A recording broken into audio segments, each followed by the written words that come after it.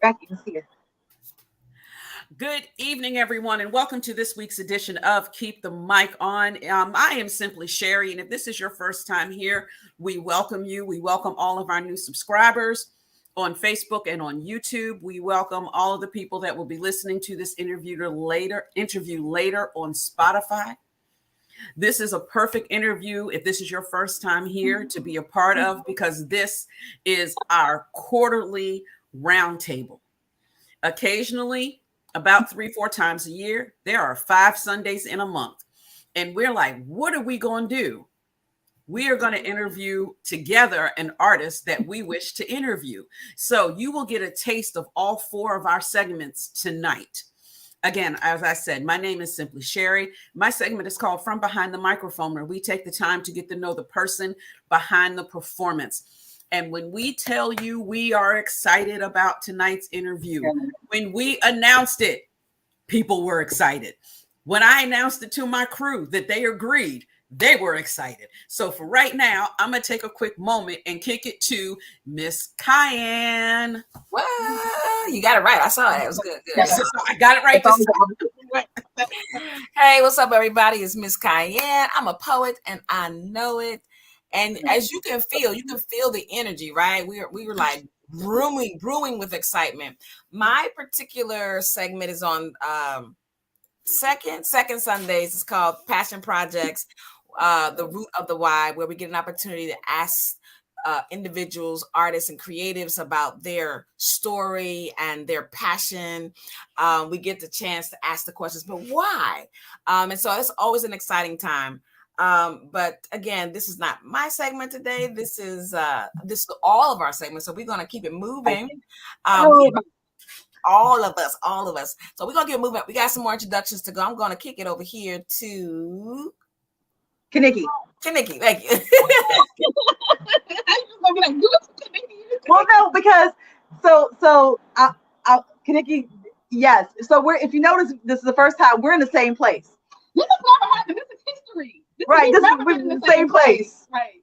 Yes, we've never been in the same place to do the show. However, we are both at another event. Hence, we're in the same place to be able to do the show. So I will let you do you because I believe I am up first. Yes, you are first. So let me say to all the people, thank you for joining us on Facebook and on YouTube. And I want to say that everybody who joins us, they volunteer their time, as do we. But these platforms are not free. So if you would like to help us continue to keep the mic on, please contribute to our Cash App at Keep the Mic On. My name is Kaniki Jakarta. My week is called Poets and Platforms, where I interview poets who have platforms for the arts. And now I am going to kick it to the most amazing. They don't call her the girl genius who's sitting right next to me. Give it up for Danielle, the girl genius. This really is history because, like, in the 3 years of the show, we literally have never been in the same place. So this is great. I'm so glad you're here. Yes. I am Girl Genius. For those who don't know me, I am first week of every month. Hence, we will. Since our 5th week, you guys will be hearing from me first. My week is called Let's Talk About the ... usually books. But tonight is going to be a lot of fun for me because we have somebody that's like all kinds of projects that I can dig into and get into the creative process. So right. So I'm like super excited. I'm super excited anyway, not just for my own segment, but just for the whole show in general. First week of every month. I'm going to reiterate, keep the mic on all things social. And we do have a Spotify platform. So if you missed the show, you want to come back and watch a recent show, then watch, YouTube and Facebook. And if you want to, come back to some of our past ones, because everybody calls these masterclass, the podcasts are available on Spotify. Like I said, keep the mic on everything. So I'm super excited. That's it for me. I'm ready to dig into this. You guys ready?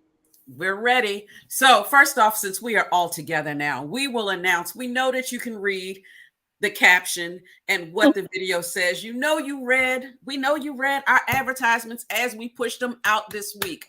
Tonight's quarterly roundtable is the legendary Fifth L. Yes. We are so excited. So I'm going to read the bio and then I will bring them in. David Ross, aka Native Son, and Femi the Drifish, writers, performers, poets, emcees, creatives, Baltimore City resident representatives compose the powerful spoken word entity, the Fifth L. Their artistic abilities not only captivate a wide array of audiences through their theatrical stage shows, but also addresses a variety of issues in their content that evokes emotions and reactions of all kinds. Yeah. A socially charged spoken word performance superhero group with a hip hop beat and a poet's tongue, the Fifth L seek to provoke thought through poems and songs and a desire to change the world by inspiring with their words. Everyone, please give a huge round of applause to the Fifth L. Yay! You know what else you know what I just realized? What?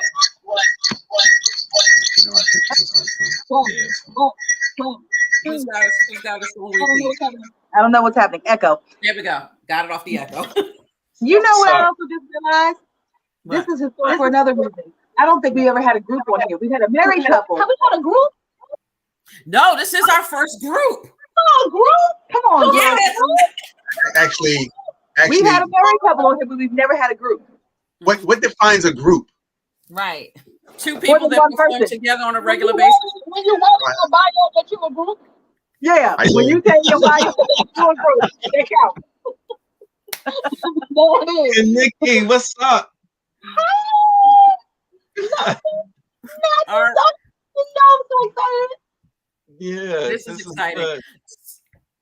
All right, so I'm going to exit everybody off the screen, and we have a video to show everyone why the Fifth L, and that's the sentence. That's it. That's the whole thing. That's it. That's the all we whole need. sentence. Why the That's it. Fifth L? Let me set everything up correctly so that everybody can see it and hear it.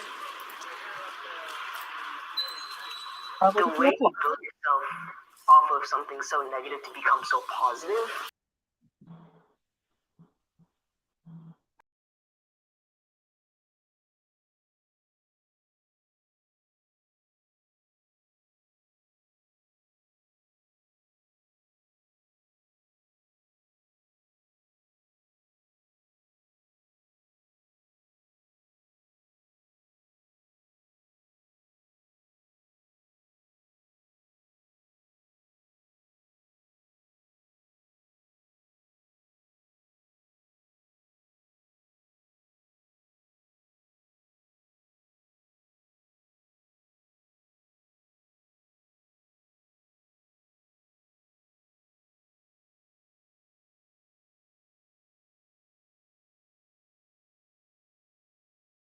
It's supposed to take care of his family.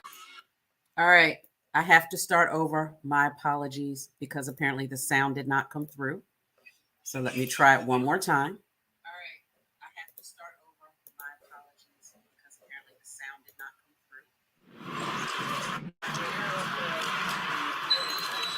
through. The way you build yourself off of something so negative to become so positive, even though you might not be optimistic, is awesome.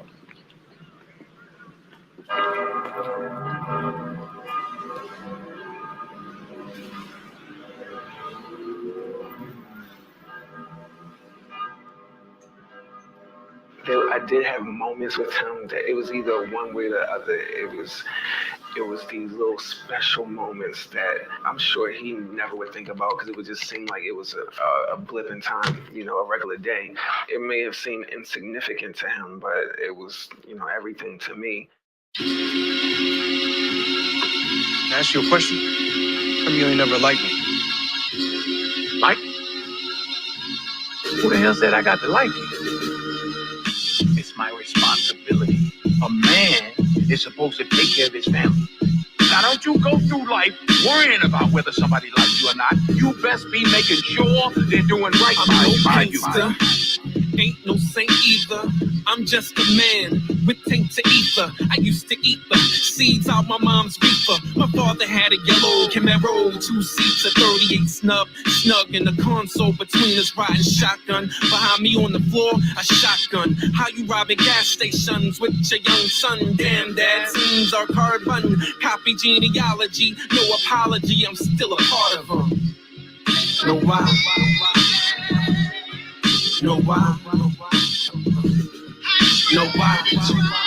I look just like you, walk home just like you. You ain't shit, I ain't shit, repeat cycle. Now I'm looking at my son, scanning all his vitals, praying, please don't let him inherit the title I did just before the crack era. Watch my cousin sniff coke off a cracked mirror. Sometimes I feel as if I'm a cross bearer, but I get to survive the Reagan era surprise. We believe all the fairy tale bliss when our heart is shaped more like a fist and not like this. Salute to all the Vietnam vets with heroin tracks, turned winos, decorating neighborhood steps. You stolen, drowning in grief and regret. We owe them, show some respect. Can't fight the feeling, I be the jack of all trades, master of none, father of one, spawn of 2 Africans who gave up 3 children to be raised by Caucasians. My first lesson in colonialism. My father been missing, 13, living here in the States with him. I don't want you to have any friends that are African American. He was that type controlling, so much that who I am today isn't intentional who I want to be, but the result of me not wanting to be anything like him. That's a different type of puppet string action. Will my son grow from my inspirations, or is it the blood system that I have us recycling?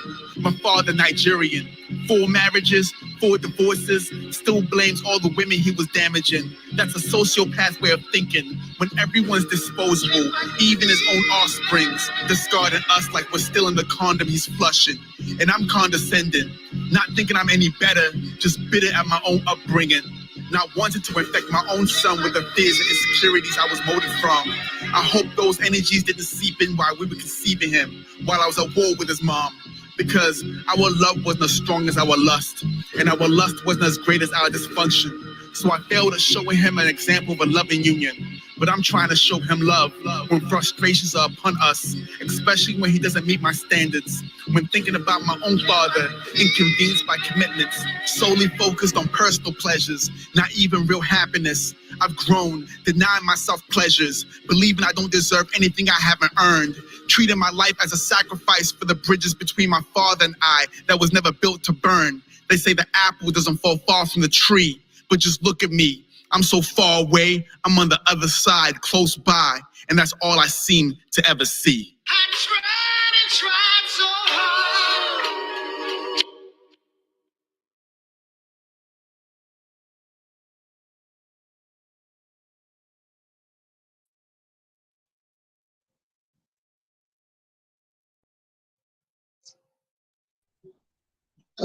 Hey y'all.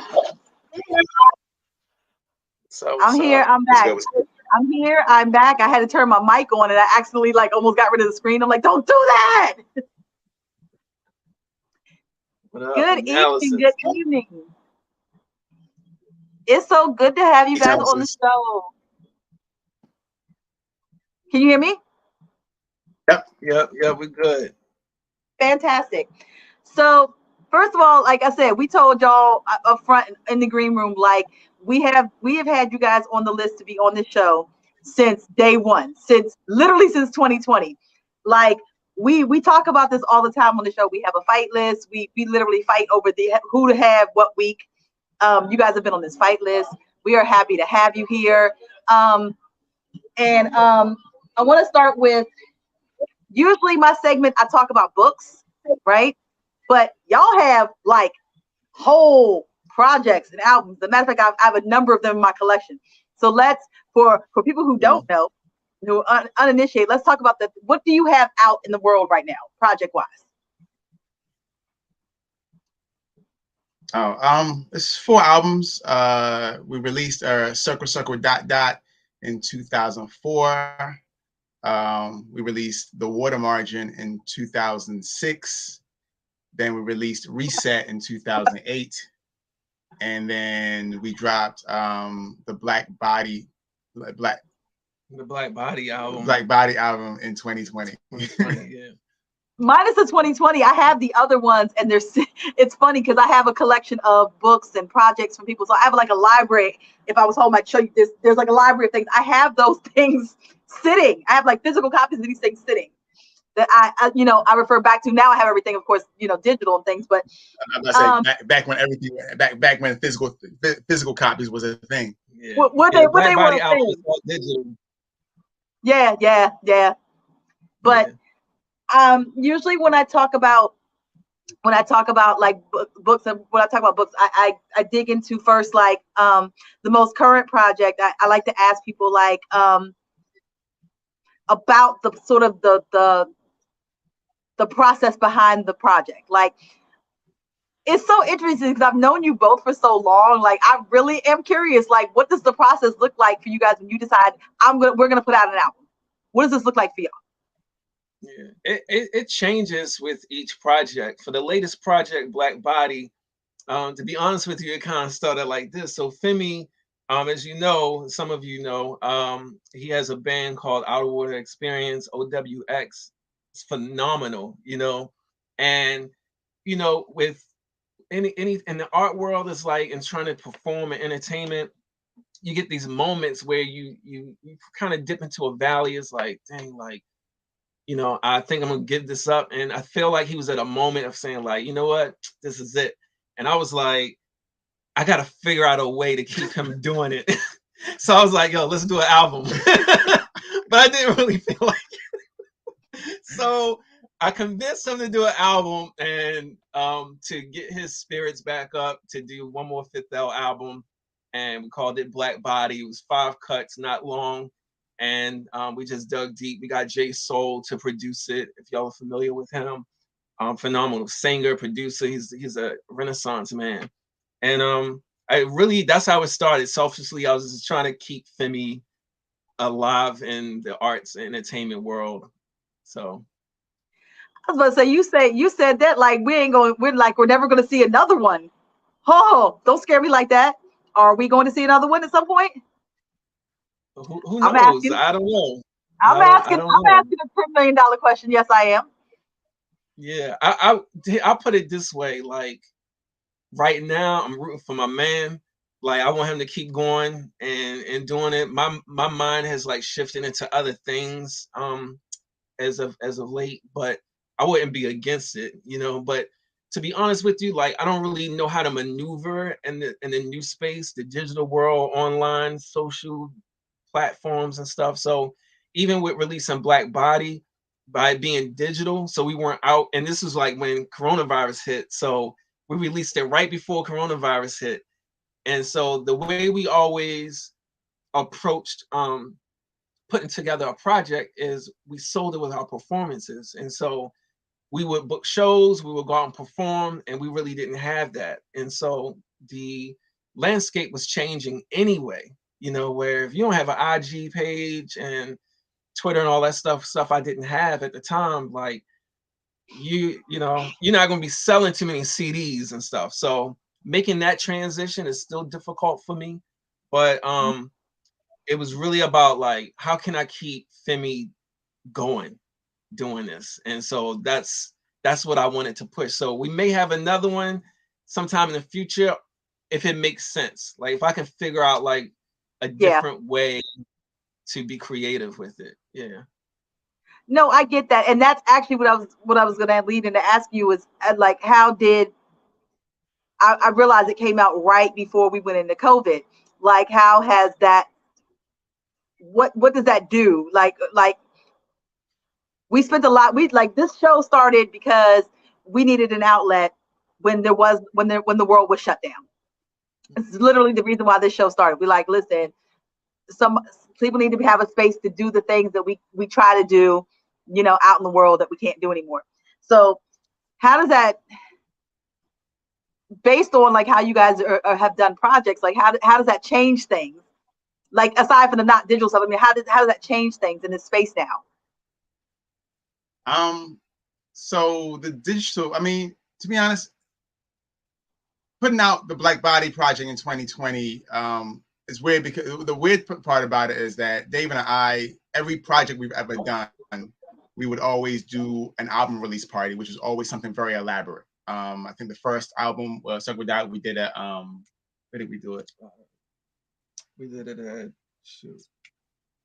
Wasn't Every Man's Theater. No, it wasn't Every Man's. We did it at Arena Players. We did Arena Players. Wow.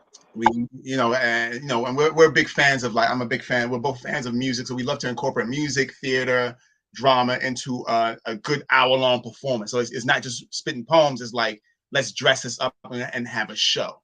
And we did the same thing. The second album, actually the next two albums, we did at Center Stage, and we once again just we even had a dance routine at one of our shows. So doing the Black Body Project was a little difficult.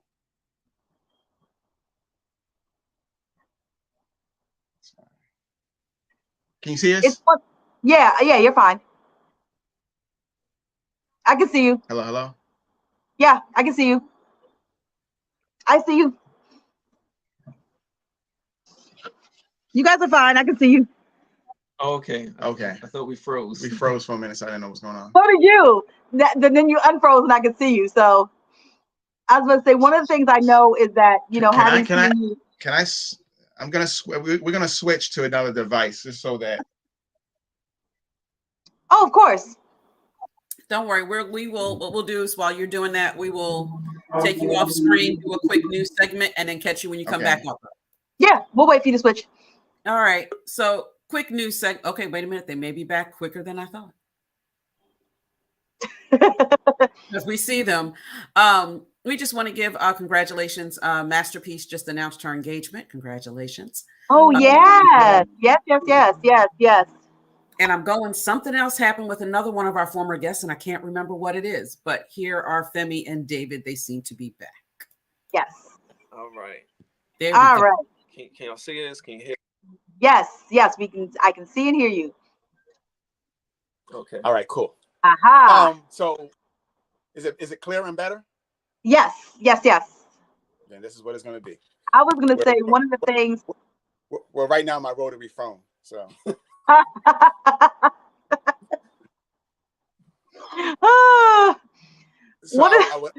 was saying that we were releasing the Black Body Project, being unable to do what we consider to be our starting block is always to do an album release party. So we'll always find a remote location and invite a bunch of people, and we just try to put on an elaborate show of some sort. So that usually is our launching point. That's how we start, and then we move on from there, booking shows or just doing performances. And not being able to do that caused for us to pretty much, like, we were able to release 2 music videos from that, just to draw attention and just navigate the digital space. We're both older guys who, I'm not too old to navigate online, because I navigate online all the time, but solely online is difficult, because I believe our strength has always been in performing. And that's always my strength, is performing. His strength is in performing. So it became very interesting trying to move a project, without being able to physically engage an audience. That's actually one of the things that I will say. Like, I have known you for a very long time, and there is a magic to watching you guys perform in person. So I totally get the performance aspect. This is why I wanted to ask about, like, what that's been looking like. But in the same thing, like, I'm happy that we're kind of in a space where we can actually get back to seeing people in person. I think that's a general statement too. Like, there are certain people and acts that are just like, yeah, there's a magic in being able to see them in person. Right. Yeah. I don't want to delve too much into the origin story, so to speak, because I already know that at least one of the other hosts is going to ask you all about this, because you guys came up in conversation. We had Droopy on here about 2 weeks ago, and somebody else before that had brought you guys. That's like, this is the perfect time to bring you guys on because you guys came up in conversation. And so I have a feeling that somebody's going to ask you all about the origin stories. So, but I really, like I said, I'm so used to digging in the books. I really want to know what does your writing process look like? That's the thing I always like to ask. Like, what does your actual writing process look like? So, because I'm listening. If you couldn't see me backstage, I'm over here like losing my shit listening to like the song, but also like the writing has always been like so on it. Yeah, so thank you. I think it shows up in different ways. Usually, if one of us come up with a concept that we want to do as a group, like Femi would bring me something and be like, "You think you can write about this?" We would go separately, scribble something up, and come back together, and start the process of puzzling it together. So that we have an editing process that takes place separately, and then we have an editing process that takes place together. And once we feel like we have something from there, we'll beta test it, go out, perform, and without our poems, one of the things we used to do is we would revise it as we would perform them. So in progress? Huh? In like live in progress? Yeah. It's like we're both really good at being each other's hype man. So where you ad lib and accent each other, it kind of has to happen naturally. And it's so weird because I'm a big fan. Like rehearsal to me, you never get the real thing until you're live in person and you're there. And I feel like we figure out where we fill in for each other and accent each other and double up when we're live and feel it. And then that becomes the routine. So it's almost like we learn to swim by throwing ourselves in the water instead of practicing to swim before we. So it's very organic. Rarely do we be like, okay, I want to say this here, and you say this here. It's in the moment. It's live in the moment. And if it's stuff that we like, we keep it. That's pretty much goes. This is really, I find this really interesting because, again, we've never had a group here. So usually when I dig into this process, usually like one person going, yeah, this is how I edit. And I've never heard anyone say edit in progress, like not like in person. That's absolutely amazing to me. Like I edit like after the fact in person, like I'll do it and then go, something didn't sound right, let me fix it, and then the next go around I'll do it again. But yeah, I don't think I've ever heard anybody say edit in person. And I also think it goes to show what kind of dynamic you guys have, because even people that do, groups that do pieces together, that kind of thing, I don't know that anybody else would have that kind of ability to be able to be like, we're going to do this now in this moment. This is from somebody who has a poetry and a slam background. I've watched people do group pieces. They don't think like that. I do. I mean, knowing other watching poetry slam groups. Well, and here's the thing about when it comes to groups, and what I notice about poetry slam groups to be specific, but I've seen it in other groups. It's that being a poet is such an individual thing. Yeah. And to be in a group, it's like you have to lose a sense of self and become a we. And I think that when you are on a slam team, you still need to make sure you are still a you. So even being in a group is like you're learning this poem, but you're learning it for a purpose to win. But eventually, you also want to win the solos. Correct. We've always been like prior to even Fifth L being together, we've been in groups prior. I prefer to be in a group. I prefer to be a part of a unit. I'm not interested and I'm really good at being obvious, but I like it. I like being obvious in a space where I'm playing my part. And being in the group has always worked for me better than being a solo artist. Not saying I write on my own, I have poems on my own, I can perform on my own. I've seen you perform on your own several times over. But I like the idea of sharing a space. And then Dave and I just have really great synergy on stage, and we have really great synergy off stage. Absolutely. Weirdly enough, we share the same brain, and people won't believe it, but we really be thinking the same things and we have the same sense of humor. Mine is just more obvious than his. But this is why it works so well, because I know, because I you can watch this, and I said that's why I said one part of the magic is actually being able to see you guys do the thing, because even if you never explain that, like, it becomes completely obvious when you watch you guys on stage. Mm. Absolutely, it's absolutely magical to watch, and I don't use that word very lightly, but it absolutely is.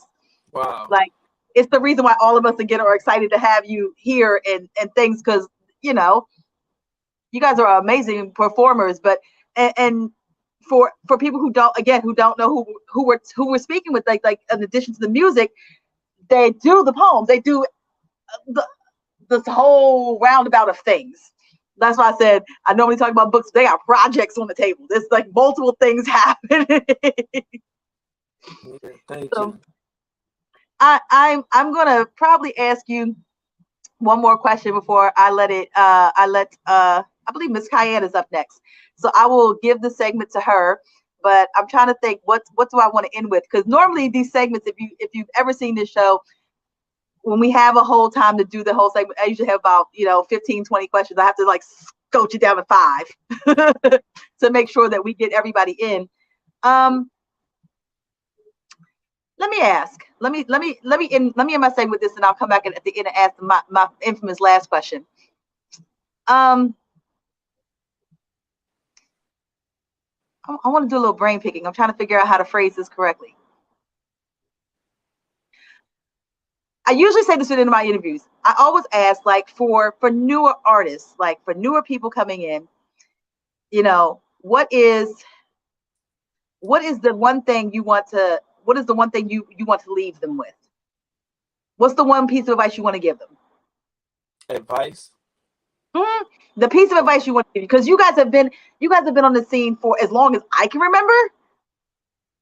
So, you have the wisdom of having been through so much at this point.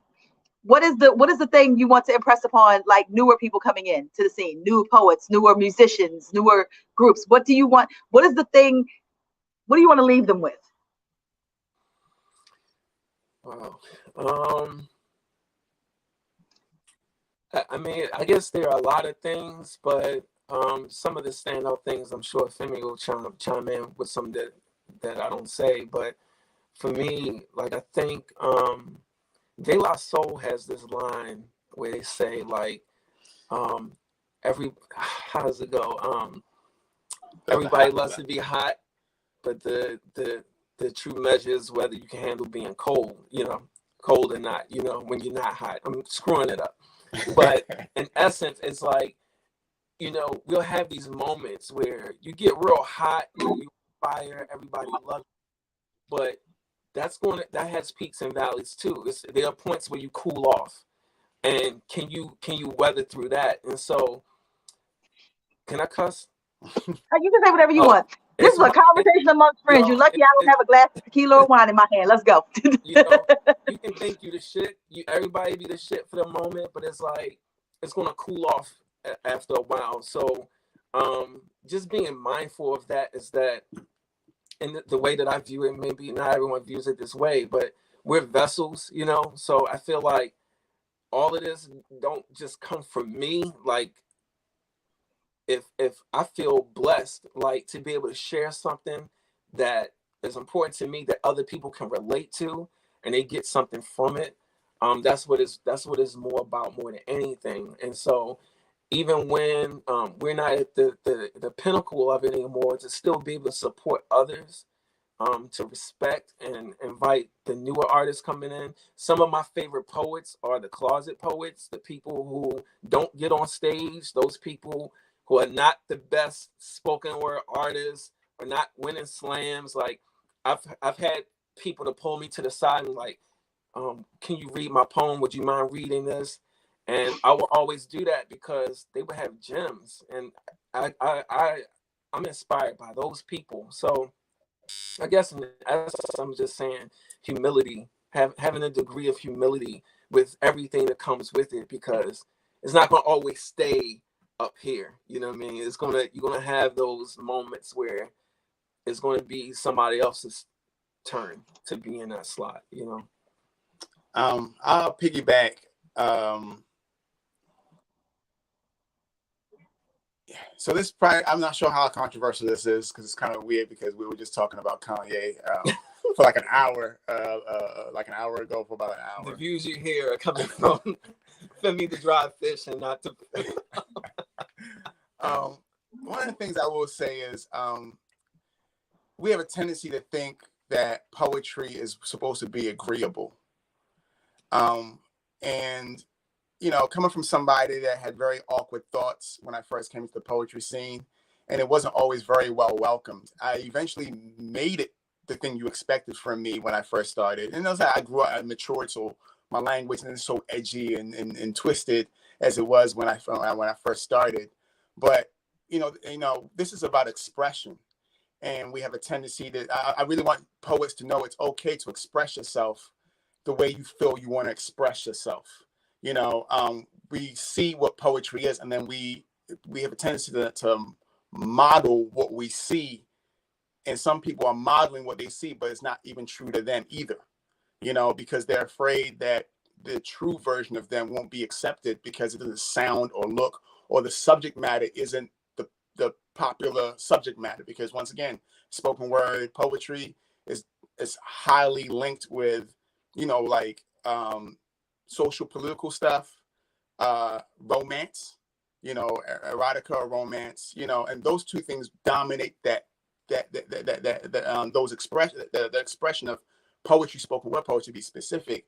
But it's okay to have a random subject matter that, like, I really enjoy when someone pulls something out the air that is like on some Jerry Seinfeld, like, what the hell is wrong with this thing,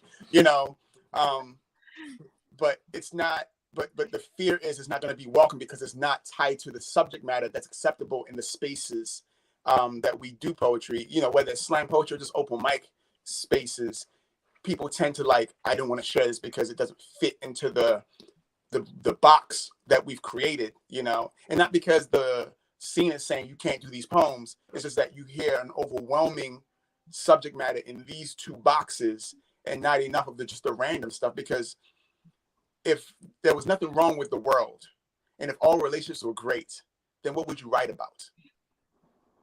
True. And sometimes to express and release requires you just to write about the mundane things, And I work with students, and I share poems. And when I do assemblies at schools, I have to do 45 minutes. And my whole goal of my 45 minutes is to show you can write about anything. It's about making simple things magnificent. I have a poem about a cheesesteak sub that drives kids crazy. Oh, I can't. I have poems. Like the goal is to be creative. So show us something. Make the mundane things very interesting. If you are that good of a writer, make the mundane things very interesting, because that right there elevates your writing anyway. Not saying writing about emotions and your feelings and erotica and the politics and the government. Those things are just as important. But I feel like what we've created occasionally makes individuals feel like they shouldn't share those random things, because it might not be welcome, because the idea of poetry, spoken word, is these things. No different than the idea of hip hop. Like there are times I might go to school and kick some rhymes, spit some bars, and they're like, oh man, that's like rapping. But you're not talking about some street shit. You're not talking about some popping bottles or hoes, because they associate these subject matters with rap. And if you rap outside of those subject matters, then it's not rap, it's something else. Right. I was about to say, that is a perfect segue. That is a perfect segue. I'm gonna actually swap out and let Miss Cayenne take over the next part of the interview. God damn, there's so many. I said what I said. There's so many good quotables in that last one. The whole thing actually, but right there's so many good takeaways right now. Anyway, I'm gonna switch up. Miss Cayenne, if you're all ready and set, I'm gonna drop out and let. Oh, hey guys. Yes, I've been like, yeah, that's a good one. That's a good point. So she's so right. There's so many quotables and so many, again, the audiences have dubbed this as a masterclass, and I think they're definitely getting it tonight already. So what I want to say off the muscle, I was just listening to your response, a couple of things, and I was like, yeah, I totally concur with the pressure sometimes to write or to share in alignment with the overarching voice of love or trauma, you know, and so much so I can totally relate. When I first came to the district, I came here to be a poet. You know, I'm a you know, submerge myself in this scene, and there was a topics that I didn't connect with. So there was a season where I questioned, am I a poet? Can I do this? Because I don't fit that. So I really appreciate you reiterating that. So listen, I got a question for you, particularly my Nigerian brother. Hold on. Let me switch my hat real quick. Hold on. Right. I didn't know. I did not know. I did not know. My Niger in the house. There you go. My father is my father's side. We're Ghanaian, so we brothers and sisters. So what influence or impact? Because the poem that was shared, the video that was shared in the beginning made me think about this. You know, of your Nigerian background, Nigerian family, your roots, how does that impact your message as a poet and as a performer in these United States of America? Wow, that's it's interesting. Well, a lot of my creativity. So you're gonna be able to relate to this. I'm hoping you're gonna be able to relate to this. Okay. When I moved here when I was 14 years old, and my father was living here, so I moved here from Nigeria. I was born in London, England, lived in London, England until I was 10, and then moved to Nigeria for 4 years and moved here. Okay. And so when I moved here, I knew nothing about America. So I didn't know why Black people were in America. I just thought Black people were in America. I didn't know that there's a whole story about colonization. Wow. Because even in Nigeria, there's no conversation about colonization. Right. So moving here, my father's whole thing was, I lived in a Black neighborhood. I went to an all Black school. And his whole message was, I don't want you interacting with these Black kids. He used another term, totally different. Right. I don't want to see you talking to any of these akata out here. No, none of them. And so I draw. I used to draw really heavy. And my escapism, because I went through high school not really being able to have real friendship connections. Like no one called my phone to see if I was home, to hang out. No one could knock on my door. And how I related to my peers in school was just enough that no one was like looking for me after school to hang out. Right. So it was and through that, I would draw and I would scribble words, not whole poems, just scribble words. And most of those drawings, my son stumbled upon one of my drawing pads when he was like in the 7th grade and was like, Dad, this is because he's in the world of anime. Anime is very hyper violent. Yes. He was like, oh, Dad, I'm going to take this to school and show my friends. I was like, no. They will have you evaluated if they think it's yours. Right. If they find out it's mine, they're going to question if you're safe at home. Because how I felt within me, I was always very angry.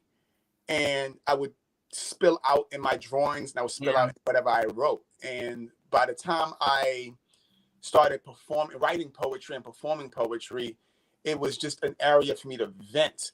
Yeah. But vent from a space that seemed, that I was saying earlier that, you know, when I first started writing, performing poetry, it was very dark. It was very personal. It was very dark. And it could have been, you know, it could be treated as suicidal, you know, but it was because I'm a personality that spent all of my high school experience caged. Yeah. You know, and that is, you know, and being from Nigeria, living in Nigeria, my experiences in Nigeria, and my experience in England, and my experiences here, all those things are wrapped up together into a person. And even once again, living in Nigeria was culture shock. I was raised by white folks in England before I met my mother. So the culture, the experience of being in Nigeria and just new culture, which allows me to not complain about hardship here, because hardship in Nigeria was very different. I'm not going to say worse. I'm going to say it's different. It's different enough that there are things that I never took for granted here. Got it. That other individuals that don't have my experience it wears on them a little differently, you know. And I think that creates a level of patience that I pulled from Nigeria, which is not a common Nigerian trait. Niger people are not patient people. At all. But my writing is hard. My writing is hard. My expression is harsh. It can be hard. It's playful, but it's harsh. I speak with a very definite tone. Yeah. That is just the Nigerian in me. When I talk, when I perform, it's strong in there. When I'm speaking from an angry place, the accent falls out. And Niger, in England and America has given me just a perspective of the world that allows me to speak. And I think that's where Dave and I have conversations all the time. I mean, David has great perspective. So he's not my average person I speak to that can't see all sides of the fence. But even being Black in America, we know being Black in America. And because we know being Black in America, America has a tendency to think the world is like them. Like it's not, it should be like them. And that's how, and so I don't write from how the world, how it should be. I'm aware that there are other places where, for instance, the best example, I can write about racism in America. I can write about it, but the exact same thing happens in Nigeria, and they're all Black people. Wow. So I'm very well aware this is a human being behavior. Have the tag of racism here, which is just as horrible, but in Nigeria, it's just corruption. Doing the exact same thing. It's not, but they're not going to pick you out for your color. But they're going to do this. They're going to pull you over. The police will pull you over. They will plant drugs on you, or the police will just brutalize you. They'll kill you. The government takes all the money and put it in their pockets. Like, these are things that human beings do too. Yeah. And I will write about racism, but I also am very well aware that if we all look the same, if we all had the same look, if we all looked as beautiful as me, look exactly like me, we would find a reason to discriminate if everyone looked exactly the same. We will find a reason to discriminate. I'm very well aware of that. So racism in America is definitely it's hardship that if you're Black and you were born in America and you're descendant of those who are captive, Africans that were captive by Europeans. If you're a descendant of them, because I don't want to say descendant of slaves, but descendant of captive Africans, racism is the tag that is used. But I'm aware that in other places where everyone looks alike, these things happen. And the only difference is it won't be because of your skin. It'll be because just you being you, and you're there for those who have power to prey upon. Yeah. That is powerful. Yeah. And being, an American, or born and raised in this, like you said, Americans have a tendency, the world is like us, and if they're not, it's wrong. That's just the only. But to be able to have that insight, is phenomenal, because it broadens the understanding, it broadens the perspective, and I can imagine really infused into your work can really raise the bar of awareness for others if we choose to be made aware. Sometimes we just love the music, but we're not allowing ourselves to be broadened by the message. So that's pretty darn phenomenal. That's an awareness that many of us don't have. So my segment is passion projects, and I normally like to talk about, I like to kind of build up and going back to when you were younger, and then building up to how did you get to this place. So one of the questions I'll ask to both of you guys, and either one can respond, is you clearly are a power group, or a powerful voice, and been doing this thing for a minute, like the co-host said, people have been like, oh my God, we got Fifth and L coming. So clearly you've been doing your thing. You're expert at what you do, but can you tell me your thoughts from, I call them breadcrumbs. So when you were younger, moments in your life before you became, this powerful group, where that points to you becoming this great creative. Like some people, like I never thought I was going to be a poet, but I was going to be an accountant. And then they can recall moments in their younger years or before that were like breadcrumbs that kind of point you in this direction. Can you talk to me about those breadcrumbs growing up, moments when you like, when you reflect, you're like, yeah, I knew I was headed in this direction somehow, some way. He knew where he was going. It's not that I really knew where I was going, but I'm one who follows the spirit. Like I feel like, I go back to saying like, I feel like a vessel because I had no clue what I wanted to do with my life. I started writing and performing early in days, like around 7 or 8 years old. And I grew up in a Christian church, a Baptist church, where my first poem was called God's Beautiful Summer. So I wrote about all of the pretty things in the world. And they used to let me rap with the choir. So I would get a verse and I rap while the choir was singing. And the nation loved it, And so people at the church, either the people who were members or people who visited, they would ask me to write poems for them, and they would pay me for it. So I'll write a poem, type it, put it in a frame, and sell them for like $20 at like, this is about 10, 11 years old. And so when I was doing that, they would let me perform more, and then visitors at the church would invite me to go to other churches. So I was doing like circuits before I knew that's what I was doing. I would go to churches, I would go to other denominations of religions to perform, and they would pay me to come. And I came upon the secular scene. A friend of mine introduced me to the 5 Seasons in Baltimore, and I was like, oh shoot, other people are doing this, like doing poetry, and I didn't know that. Until I got there, and I entered into that scene. People liked what I was doing, and so much so that I didn't have a job really throughout college. We were performing and making money, and that's how I was getting money through performing. And so I was in school for majoring in English, and I had an idea that I was going to go into journalism, and I kind of abandoned that, going into journalism to pursue poetry. And around that time, that's when I met the Drifish. And I will say this, all of my, you talk about those breadcrumbs, every dimension of my life professionally that I ventured into is based off of my poetry, my work.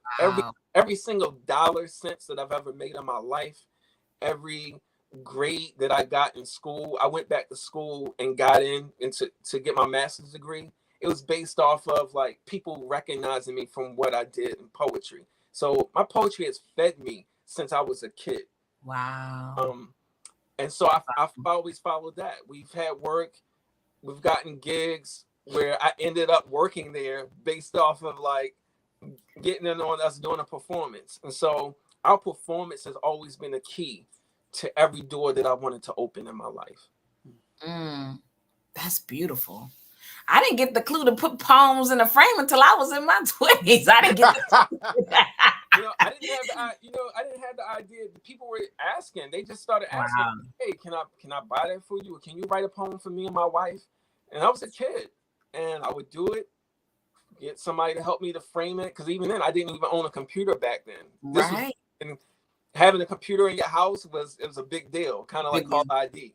So somebody who had like a dot matrix printer, kind of tear it off and have to rip off the sides. Like I would have that. Oh my gosh! And put it in the frame and would sell them. But I wasn't an entrepreneur. I wasn't in it for money. I wasn't trying to make money. It's just how it came to me. So people always say this, like, great things is kind of like come your way. That's how my life has been. Not that I never had to work, but he's the king of speaking things into existence. Yeah. I'm always trying to get him to give me the numbers for lottery, but he be holding back. Don't hold back, bro. Share the wealth. You know what I'm saying? Write a poem, y'all be good. Oh my goodness. Did you have similar or your own breadcrumbs, Femi? Not really. Like I said, my experience moving here, like I thought I was going to be a comic book artist. Like I was always going to do something, an expression. Yeah. And and creativity. And I collect comic books. I was big into cartoons and animation. I love great stories of good versus evil in spandex. And that's what I wanted to draw comic books for a living, and that's really what I wanted to do. Was I on that path? Was I on that path to do that? Not really, because I had a Nigerian father, and you know, you either going to be a doctor, lawyer, or engineer. Yeah, that's it. In a West African home, I think in an African home period. I defected from home. When I turned 18 one day, I just left the house and never came back. It wasn't even part of my plan. I just walked out of the house one day, and then while I was out the house, I was like, I'm not going back home. And I just had to figure it out from there. Like, figure out where I was going to live, how I was going to eat. And that was his own struggle. But I continued to draw. And my drawing probably went on to my early 20s. And like I said, I would scribble things next to my artwork. That was always my thing. I would scribble my work. It would be a line or two. And I went to a poetry reading with one of my great friends at that time, Nikki. And she read this poem. It was like a love poem. And mind you, I've always hated love poems. But that night, because I hated R&B music. I hated anything that talked about love. I was like, ugh. I was at 22 years old. I still was a 4-year-old that when I saw people kiss, I go, ah. So associated with romance was like, why are we doing this? But she read this poem, and it was about romance. It was about looking for love or something like that. We were in a venue.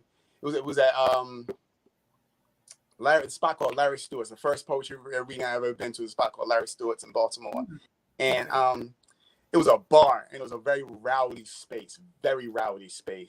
And Nikki has a command of an audience with a and she's soft spoken, which is an interesting combination of things.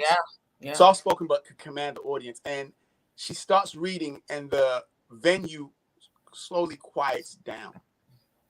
And she reads this poem, and then by the time she's like halfway through, it's pin drop silence, and everybody's glued in her direction. And that fascinated me. Like, her words owned the space. And I was just like, wow. And I was excited, and I got home, and I went through my drawing pad, and I took all the lines from my drawing pad, all the stuff that I wrote. Mind you, everything I wrote in my drawing pad is like borderline suicide and homicide. Like, like it was, but I was like, yeah, I'm coming back next week. And did I rehearse it? No, I didn't rehearse it. And I got there, and I read this poem that was so gothic and self-destructive and bizarre, because I have a bizarre sense of humor also, so all that was tied into it. And then I read it really poorly too, because I didn't think about rehearsing. I thought I was gonna get up there and just read it, and I'm stumbling through it, and it sucked. But I continued to do that continuously from that day forth, and I sucked at it for maybe about a good year. I have best friends. I have close friends to this very day from those moments who hated every time I got on stage.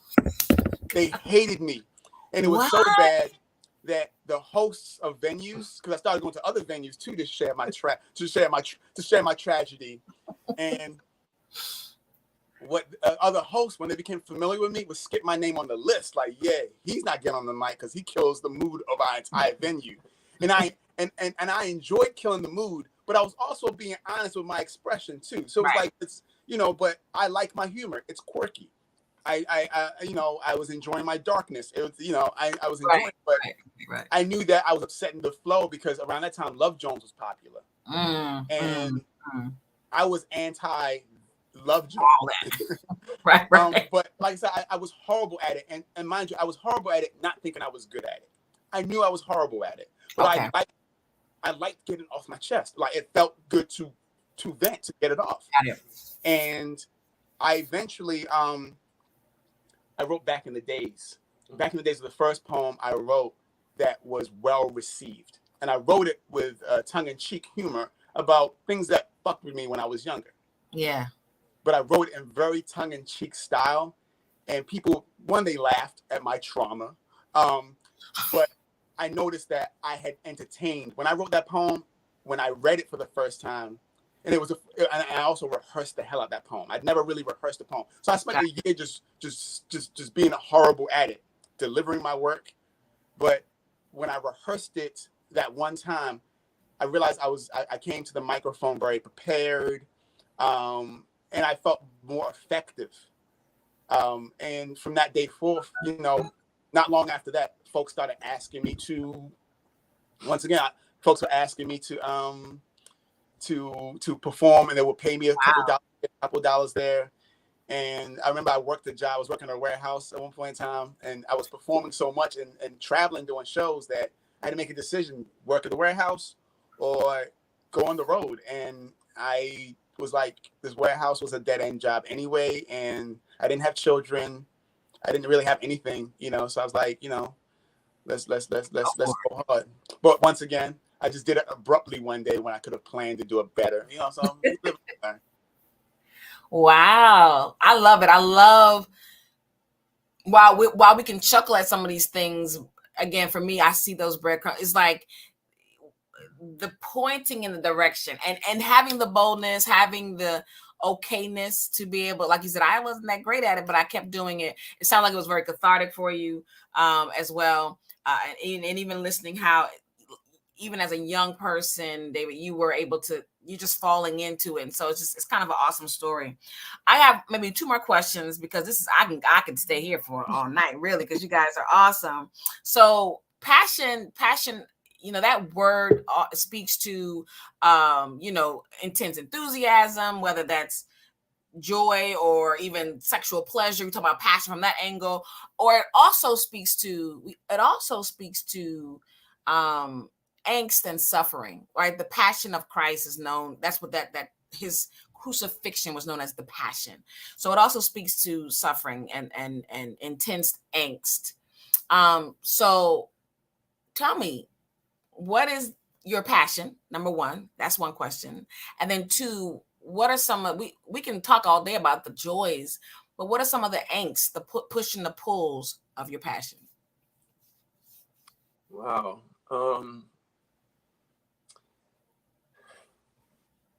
You know, so I'm, you know, we're both fathers. I'm a dad. So you saw the video, and some of the things that gives me a lot of anxiety is that I brought children into this world, and it's my duty, it's my responsibility to raise them, to prepare them, and to set them on a course of the best life they can possibly have.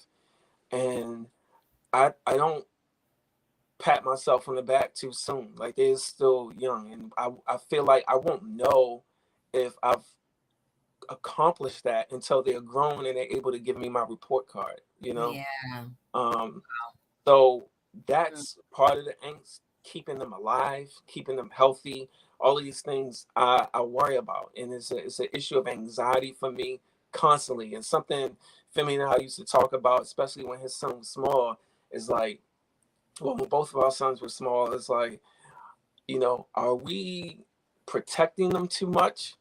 You know, more than, because we would see little kids 6, 7. He even has a poem about it. 6, 7 years old, 2 o'clock in the morning, riding their bicycles in the streets. Oh my gosh. You know, just out, you know, without parental supervision.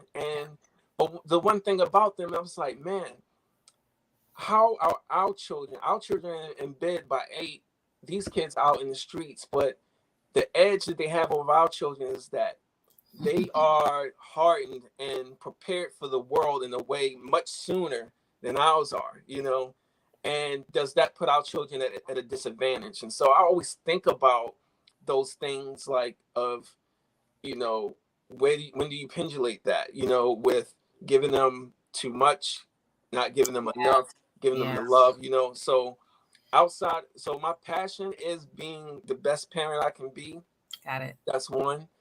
But in terms of the art and the contribution that we give to it, I remember the days where we really wanted this. And if there's any notoriety we got from it at all, I credit it to this. Those days where we didn't have a car and we would walk for miles to get to the studio to rehearse. and we would practice the whole way along, feet hurting, all of that. You know what I'm saying? And when I think back on what we poured into that, that was the grit of like, yo, we really want to do this. So by the time we got on stage, when people see that synergy, it's really from those days where, I don't know if you know where St. Agnes Hospital is, but we would walk from, like, the studio it's up this long hill, like, no bus, nothing. Like, we walked, what I felt like, for miles. We had bags that we were carrying. This is like pre-cell phone, so all of our notebooks and stuff were with us. Wow. And we first poems the whole way, all day long. We were together, sharing meals or whatever we had to do to survive. You also have to understand, where, like, poets would have features. You get a feature as a poet, and they pay you $50 to feature, or $100 to feature, whatever it was. It was never over $100 because, but. Dave and I are two people, but get paid as one person. Right. So Dave and I are splitting $50 as a feature. Dave and I are splitting $100 as a feature. Any money we made was split two ways. And this is before we had children. When we had children, I think when we had when my son, because my son's came first, was when we went on tour. I think after that we went, like he talked me out of getting a job. I was going to be a firefighter. When I found out I had a son come, I was like, oh, well, this was fun. And I was going to be a firefighter because it's the closest thing to being a superhero. So he talked me out of it. And through the luck of the Irish, are you Irish? Through the luck of David, we stumbled upon a booking agent around the time he was telling me, nah, we should put some more effort into this, because we were making money, but it wasn't consistent money. Yeah. And we ended up stumbling upon a booking agent that asked us to come out. He came to an event that we were involved in just to see us. And he came over to us and told us, like, hey, I do some things. I do a lot of things with comedians, but I really like what you guys do. I would love to see if I can, position you into these things I do. And went for like 2 years. We were on tour. Like we did numerous colleges. Like, we had show dates nonstop. I mean, and to our benefit, it was great. It was great money. It was great money. Like, I didn't know people paid poets this much to do something for 45 minutes to an hour. Yeah. But we would have like back to back days of shows, and then we'd have off time where we'd just be home and then back on the road again. And it was really dope. And once again, all great things come to an end. If you don't elevate, then you lose, Wow. But just being able to have a career off of the art. And, David has sidestepped, like, so his career is based off of the fact that he is an artist, but I've continued to do my art. Like, I still write, I still perform. How I feed myself is still tied to the art form. So my passion is still strong in the art form. I think the angst for me is there are some days, and this is where I have to call David and be like, yo, maybe I just need to be a regular person. maybe it's time. Well, I'm sitting in my office. Yeah, man, you need to keep doing that art. And some of it is just, I feel like any great love is always going to be tested. Yeah. And to prove you really want to do it, you got to have moments where you hate it, but you're going to stick with it. And sometimes you might need someone to convince you, like, yo, this is still good, yo. You need to thug it through. And that's just where I am. I'm not heavy into the scene anymore. That's probably the only thing that, and I'm gonna say it's good and bad. And the bad part is I don't feel as connected to the scene that groomed me into what I am.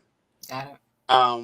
But the good part about it is, when I think about artists, whether you're an R&B singer, whether you're an actor, whether you are a hip hop artist, a country singer, there are these levels of stages that you're supposed to be on, and you're supposed to graduate to the next level, and then graduate to the next level, and then graduate to the next level until you're a superstar, or you're just, what I'm saying? Like, I think Denzel Washington is an amazing actor, but you don't see him in the clubs and shit like that, So I feel I feel great when I feel great to know that I don't feel like I need to be in the open mics. And sometimes I go to open mic just to check out what's going on.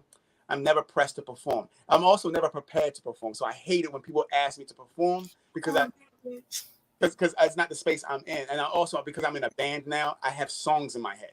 That's what I perform, a bunch of songs that may not always deliver well without the music, the band. Got it. So I'm still passionate about performing. There's an upside to it that is great to vent, is great to purge, is great to be an expressionist. The downside is it's art, and art is like a, it's a constant like, like there's just moments where you're just like, maybe I shouldn't be doing it anymore, Right. Oh, I can totally relate to that. I'm sure that many other creatives can relate to that. I'm glad you said that, because sometimes I'm like, why do I feel this way? But it definitely is going to be a feeling and experience at any given time in this pursuit of being a creative.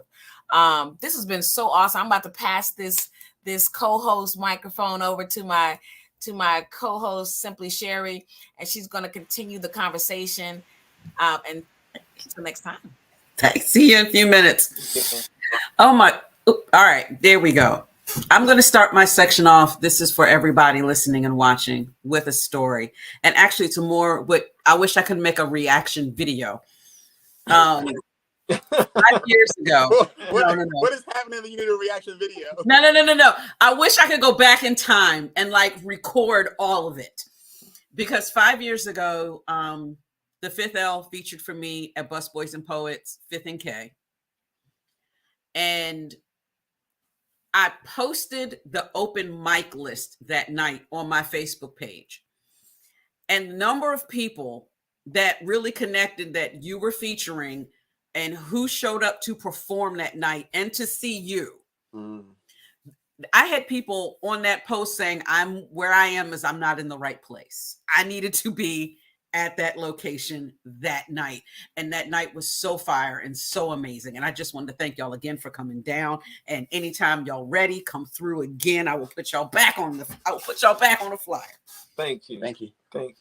So since nobody has asked yet, and I figured somebody would have, how did you two meet, decide to come together and become the Fifth L? The origin story. So I'll let Femi tell the pre-part, because there's a whole segment that comes before that, but I'll tell you where I interjected, and then I'll let him tie it together. So I was telling one of the previous hosts on here tonight is that I was doing like a lot of performances in churches and stuff like that, and a friend of mine, Raven, and Candayo, if he's on here, if you know him, shout out Love to Raven. Hey, Raven. Raven is responsible for bringing me to the 5 Seasons in Baltimore, which was the premier open mic spot at that time. Like, it was the place to be in Baltimore. Shout out to the Bassman and to Lil Mike. And I went in there the first time I went in. I was like, yo, this is crazy. I didn't know that people was doing poetry other than me, like in that way, outside of church.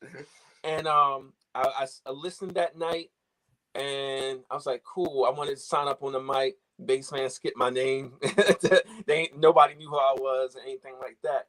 But this group came into the building called The Family. And they are the reason why I kept going back really every week, every Wednesdays it was on, because they didn't come at the beginning, anything like that. They just came through the door like superstars. Somewhere at the right moment of the night, that sweet spot in the night, they would come through the door, and it was like showtime.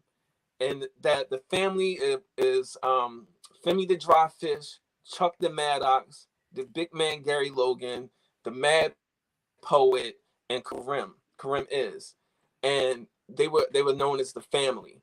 And when they got on stage, it was like a theatrical performance. Like, seeing them perform, I was just in awe.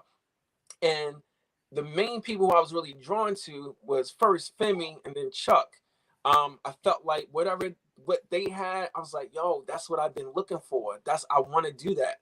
Mm-hmm. And eventually, to make a long story short, I would go back just to see them all the time. I loved Femi's just the theatrics of how he performed. He stepped off stage. He was in the crowd. Him and Chuck would bounce off each other. I'm like, yo, this is amazing. And they would see me perform, And I guess they liked what I did, and so eventually they invited me into the family, and then the family broke up.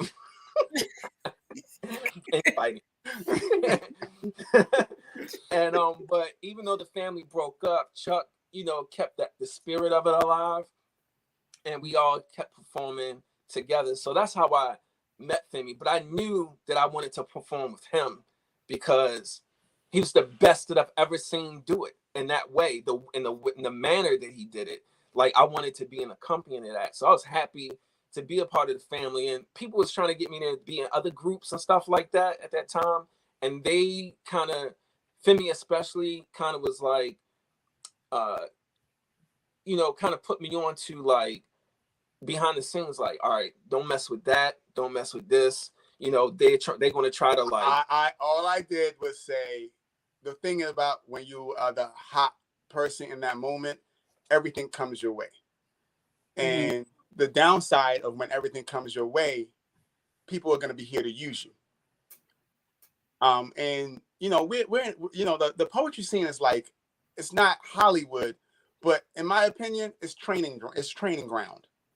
If you can't navigate the hardships that come with what we call, because we don't really have an industry, but we have something going on, and it's a bunch of, like, when the attention is on you, everyone is trying to figure out how they can use you to come to their venue, to get the numbers up. All the poetry groupies want to be around you, or like everything comes in your direction.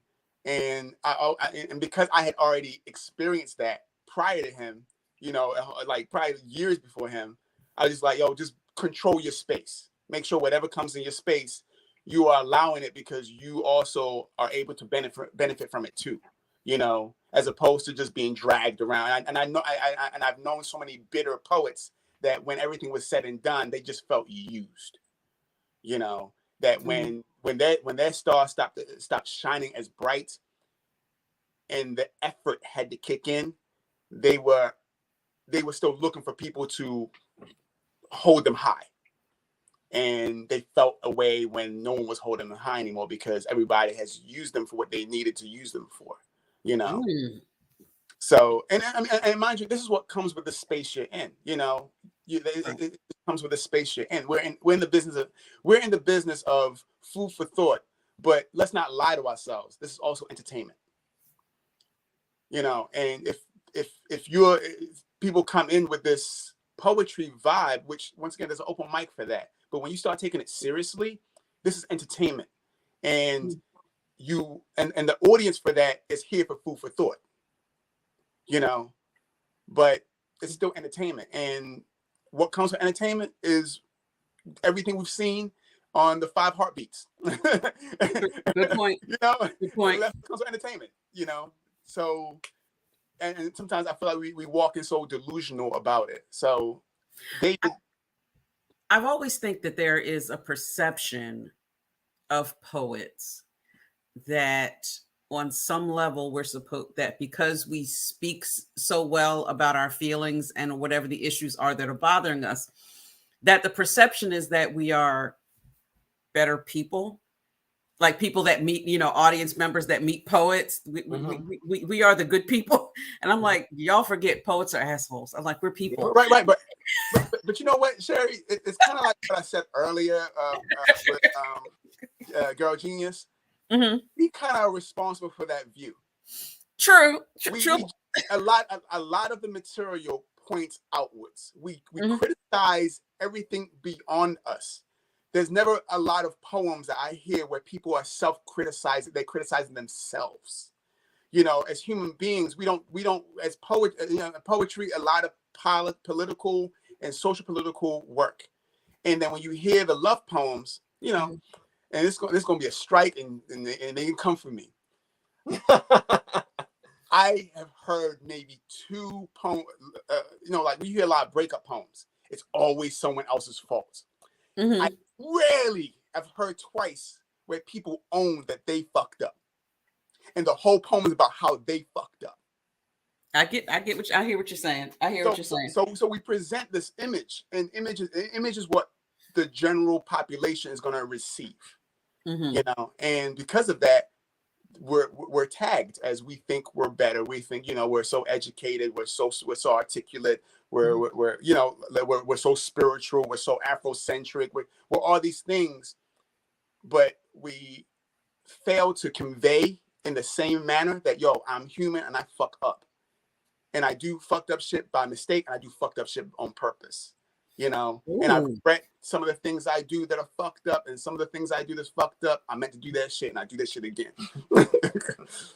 You know, so it's all in the writing. And mind you, it's human things. Like, you, once again, we see it in entertainment. Like, rappers want to be portrayed as gangsters, and that's what they present to you. Genuine wants to say he's sexy, and he does the sexy shit. You know, everybody has something they're trying to convey through their work, and it's just what we do. Yeah. All right. So my next question is, now you mentioned that there seemed to be a break between the current album and the prior album. There seemed to be a multi-year break. How do you feel that did that help? Did that hurt? How do you feel about having that long a break between major projects? I'll say it that way. Not really a break, because we still release stuff in between that time. So Femi put out a book, a poetry book in between there. He put out several solo albums with his band. God bless Genesis Days, who passed away. Me and her, an album called Sundays. And I miss my friend, you know what I'm saying? But I miss her too. Yeah, but we had other projects inside. So people would be like, so let's just clear it up now. The Fifth L did not break up. We never broke up. We've always been together, you know. And we were always on each other's projects. Always, on every one of my projects. David's on every one of my projects. So people were like, they would be scared to ask, are y'all still friends? Stuff like that. I'm like, no. We were individual artists prior to even being in a group. So we can stand alone or we can be together. But the Fifth L is going to always be. And I'm always going to support what he does. I support his band. I love it. I go as a fan. I don't have to perform. I be in the audience. You know what I'm saying? Right. So, and the same thing, vice versa. He's come to my shows. It doesn't have to be on stage, you know. But so just to put that to rest. So in between the Fifth L projects, we've done like solo stuff, or we just appeared on things, stuff like that. That kind of stuff happens. And to add, life just got, by 2010, life got a little more different. And some of it was just tied to how finances worked, where we were both sharing everything as far as finances. You know, David started growing a family. And not that I didn't have a family, but I have a son. And there's just dynamics that are different when you start having children and you're married, because I feel like there's just a level of responsibility that comes that's slightly different, and because of that, decisions had to be made that were different. David ended up working full time with University of Maryland, a program that we were running as artists. David took it on as a full time gig, you know, and then, you know, to be a poet, some of it was just test driving the car to figure it out. Dave and I would just go to New York and find an open mic and get on stage and just rock it and hope the host would be like, yo, y'all should come back and pay us. But we've already spent money going to New York.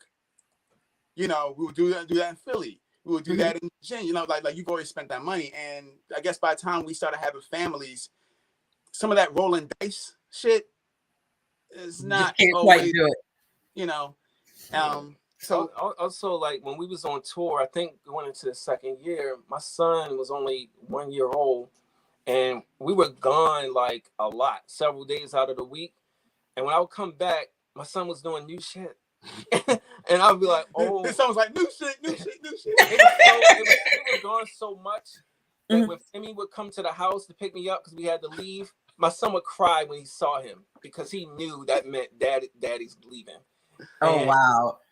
I think that started to bother me for a minute. So it kind of like synced together like around the same time. Like we came to the end of that run with the tour and we didn't get the next one. So I wasn't too mad about it because I wanted to be present, you know, for my son. So life just started happening in a different way, but we still never stopped. I slowed up way more than he did because my focus shifted a little bit. I went back to school to get my master's in social work.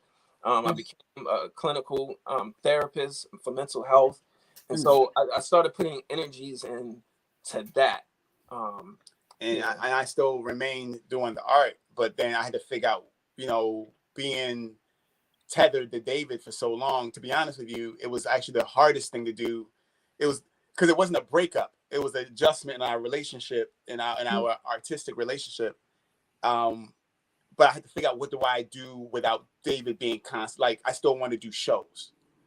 I still wanted to be active in a way that David at that time wasn't able to be as active anymore. And that's how the band came about, because once again, I prefer to be in a unit than to do something by myself. And so I put together a band, and that's what I decided to lead with. Like, I'm going to do this band thing. And that's just the other thing I do. That's all, because people still book us to do shows. It's not as frequent, but they still, they'll still say, hey, there's an event, there's a function. We still get commissioned to write things for organizations. We're even working on something right now. So those things are still happening, but just not in the same capacity as it used to be. All right, this is going to be my last question. This one is definitely directed at Femi, because I know your primary source of income now, as you mentioned earlier, is working with students in the varying programs.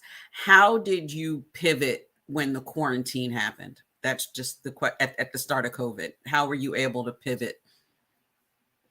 The quarantine, 2020 was interesting. Well, I didn't really earn money through art and during the quarantine. Oh, okay. Coincidentally, I bought an F-150 pickup truck.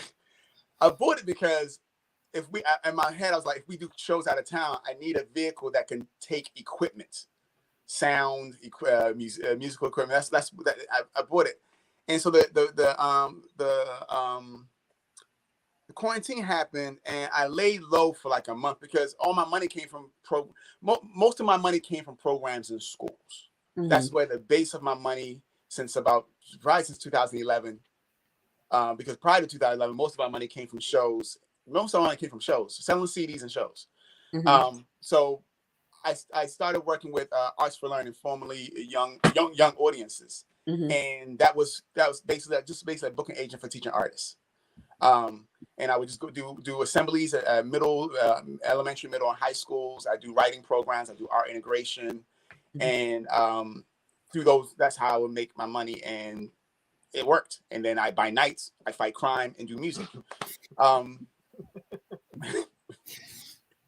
So when COVID hit heavy and everything shut down, schools became not optional for me to earn a living. And let's say I bought an F-150 pickup truck, and I already am the person people call when they need to move. I'm already the person people call when I got some heavy shit in the basement I need to take outside. People always call me for the odd jobs. I'm the handyman kind of sorta. And so I just basically was like, well, I can haul bulk trash. I can move people. People were home for so long, they started cleaning out their attics and basements, started making sense of their homes because they're home. And, also people were making offices in their homes too, because everyone was working from home. And so they had to clear out clutter and space for them to make space for their office that they're putting together. And I became the guy with the pickup truck I made I made a shitload of money for maybe about a year. I was like, it was nonstop. I would do 3-4 jobs a day. And I'm talking whole basements and attics. But I've also been I like labor. Like, I'm an artist, but I worked at the warehouse. I loved working in the warehouse. I hated the warehouse, but I liked working. I can drive a forklift, load a truck, the whole nine. Like, I'm a big fan of like labor. It just makes me feel good. It's mindless. Think about what I want to write while I'm working. It's not interrupted by hard thinking. So that was how I survived COVID. And then slowly but surely also, the schools, by 2021, actually the fall of 2020, some schools started to do virtual learning and virtual assemblies, which I hated. To this very day, there's still schools that do that. So they still hire me to do virtual stuff, and I hate it. I hate every time I do virtual anything. Like, I don't like being online. Like this this interview is dope. Mm-hmm. Imagine if we were in person though. Oh, it would be amazing. You know, so, but I get it. But I get it. This medium works. And I know that as we're moving forward through time, this is about to be more and more happening. More, it's just convenient for everybody. But doing virtual learning and virtual assemblies, especially because I am a call and response person on Zoom, it's hard to do that. I am someone that scans the room to decide what I'm going to perform. It's hard to do that when there's just a bunch of faces on a screen. And just to have a sense of the space you're in, it's just different. And I did the assemblies, and I mean, to be honest with you, I'm really good at doing programs online. Like, I'm really good at it.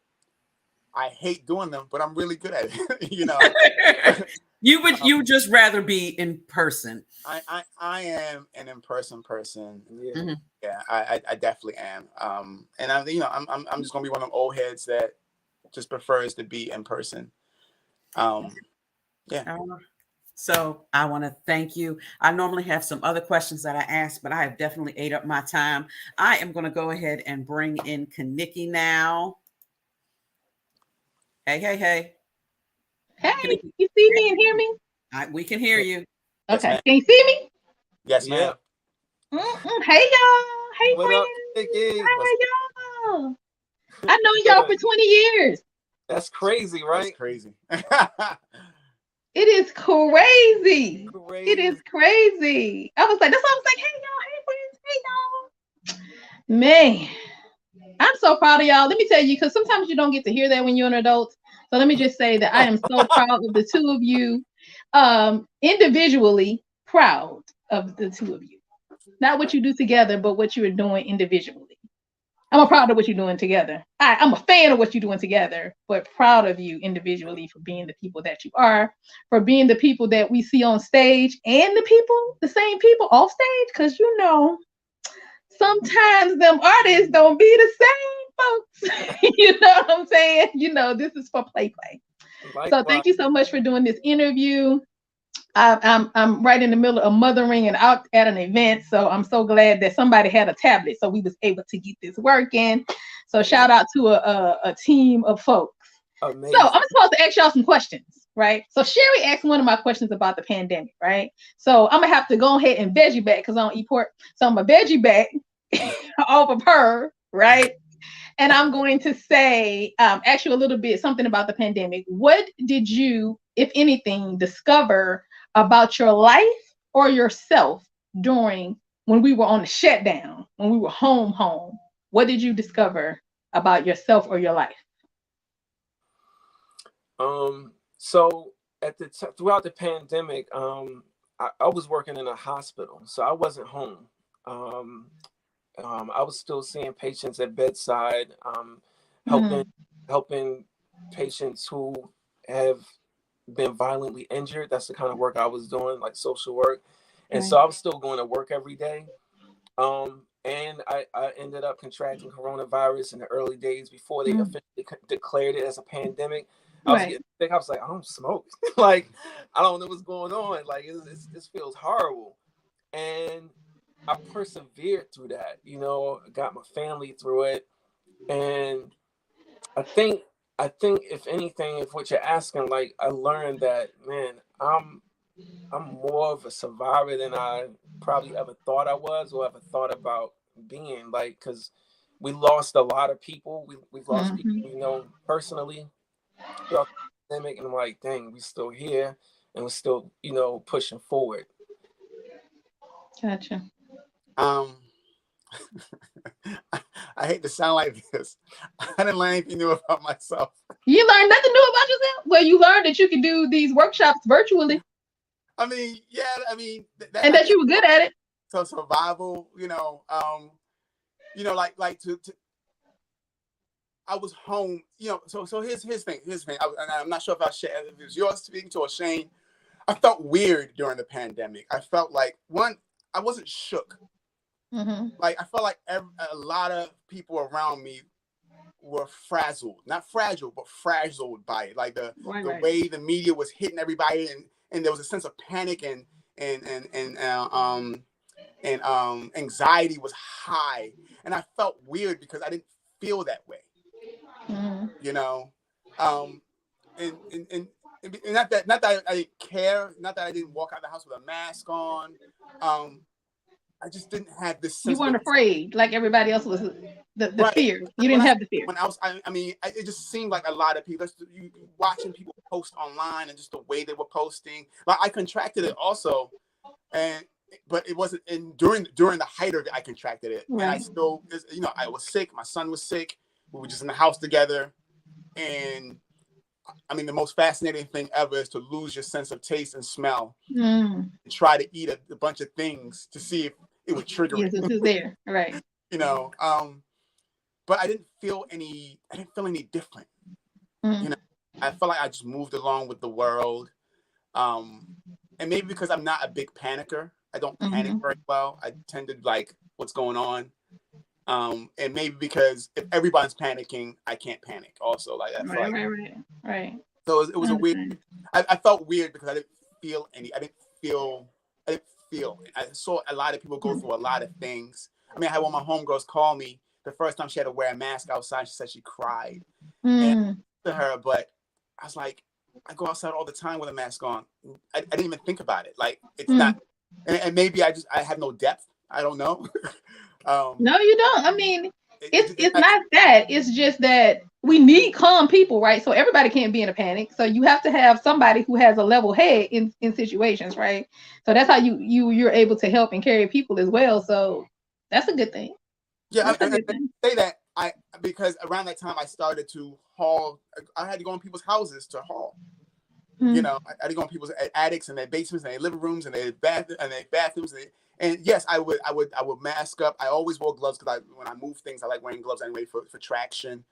But not one of those. The first 10 times I did it, I didn't like panic. Like, oh shit, am I gonna get COVID? Like it never across my mind. I just going in, doing my thing. As long as I was protected the way I was supposed to be protected, I was fine. Yeah. You know? I am the only person that I know that's never had COVID. Wow. Then we must have your blood.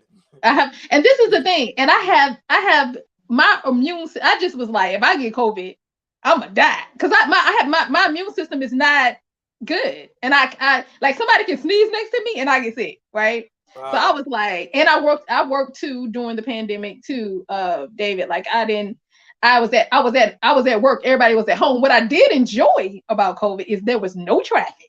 Right? Oh, that was like the traffic. That was amazing. It was no traffic. Everybody was at home because I worked at a clinic. So I went to work every day. Right. So I really love, so I can thank the pandemic for no traffic. You understand what I'm saying? And for all the things that I did during COVID and meeting people online. So it's not, COVID has given me some great things. It really has. It really has. So, but a lot of people did discover a lot about their stuff. So definitely wanted to ask that. So when you become a parent, do you then not censor yourself, but think carefully about what you're going to release to the world and say, especially in a time now where it's not just a room, right? So now everybody can record this and show it later, right? So it wouldn't be just so you said this in a room of people. So now do you as parents think I better watch what I'm saying because I'm leaving this legacy for a child? So are you censoring or being careful about what you're writing and putting out? Not really. I'll be honest. So I don't think of it as so deliberate. I have noticed, remember, I was known for the most edgy shit ever when I wrote. I was known for having these quotables that were like so left field and extremely edgy, and I enjoyed every bit of it. I do know that edge is not there, and I'm not sure if it's maturity. The edge is gone. It's just the type of edge it was is not there. But I don't think I said to myself, oh, I can't say this because I have a son. Right. My son and I share music, and we both listen to Tyler, the Creator, from the beginning, from his early years, and there's all kinds of stuff we share. But I do know that maybe there was a slight maturity about me. It's kind of half and half, because also David might say, David might hate me for saying this. David improved my writing. I was big on punchlines. That was my thing. Love punchlines. David is really good at imagery and being profound, and and that's how we were able to balance on stage really well. But I learned to do less punchline and more profoundness, and just the imagery, just work on the imagery better through just knowing David and just experiencing his work, because I admire the way he paints a picture with words. I admire the way he does it. I jab through a poem all the way. I used to jab all the way through a poem. It's not what I do often now, but originally I just wrote in punchlines. Gotcha. The end. The end. What do you know? What let me see. I don't want to say this. What do you know now as artists, business wise, that you would tell somebody younger now? Like, you know, because, you know, poetry is art. There's a business to poetry, right? Especially if you're going to do it for a living. So if you're doing poetry for a living, it's not like what would you tell your younger self, but what would you tell a younger artist about the business of your art? I think you just said it. There's a business component, and somebody mentioned it earlier, is that you know, there's a difference between doing open mic, you know, and Femi said it earlier, like at some point when you decide to take it seriously and do it professionally, then it becomes entertainment. You know, it's no longer about just, you know, you expressing or sharing your feelings. You're trying to market a product, and it's a lot to come. It's still a lot, to be honest with you, a lot about it that I don't know. I don't understand. I don't see myself necessarily as an entrepreneur and trying to sell things. Yeah, we sold CDs and stuff like that, but I didn't have in mind like I was going to build an empire. And if any of those things happen, it was by chance. You know, we had a website early on, but it wasn't because we came up with that. Like, it was like somebody was like, you should have a website, you know? And so if anything, I think the younger generations, they probably have it better together than we ever did, because they understand, especially how to use social media. Right. Like, I'm fascinated by how they're able to do that, you know? And they're able to put their cash apps on there. They all that. I'm such an introvert that, and I'm a recluse in a lot of ways. So like, I don't, that's not really at the chief of the top, you know, of my concerns, and when it probably should be, you know, if I'm going to do this professionally. So, I don't know if Femi has a better answer for you, but I mean, I think they already. Yeah, I think what David said. Like, I feel like I'm part of the old order of. I mean, I saw we featured at Busboys and Poets who invited us? The one in Baltimore. The last time we featured, just like maybe last year. Was that Jacob? Maybe it was Jay. Maybe it was Jacob. Black Chakra had invited us to feature. And K-Love, is her name K-Love the Poet? Yeah. She. I just saw her. Hey, K-Love. What's up, K-Love? Just a few minutes ago, I just saw her. She was the spotlight that went on before us, and she was originally from Chicago, correct? Right. And she performed this dynamic piece, and then she was done. I thought to myself, like, she came from Chicago, and she ain't got no product. And then I thought to myself, like, how do you make money in this realm now when you're not selling CDs? Selling something. So what? So selling something, some type of product. Right, like book, a physical. CD, But you know, because when I do music, because I've always done music, so you know, the downloads, the whole nine. But I just realized, as a poet, how we made money on the road was the money. You know, you got paid. It wasn't the feature money. It was never the feature money. Feature money is just it's dinner. Feature money might be gas and dinner. Right. Dinner. That's it.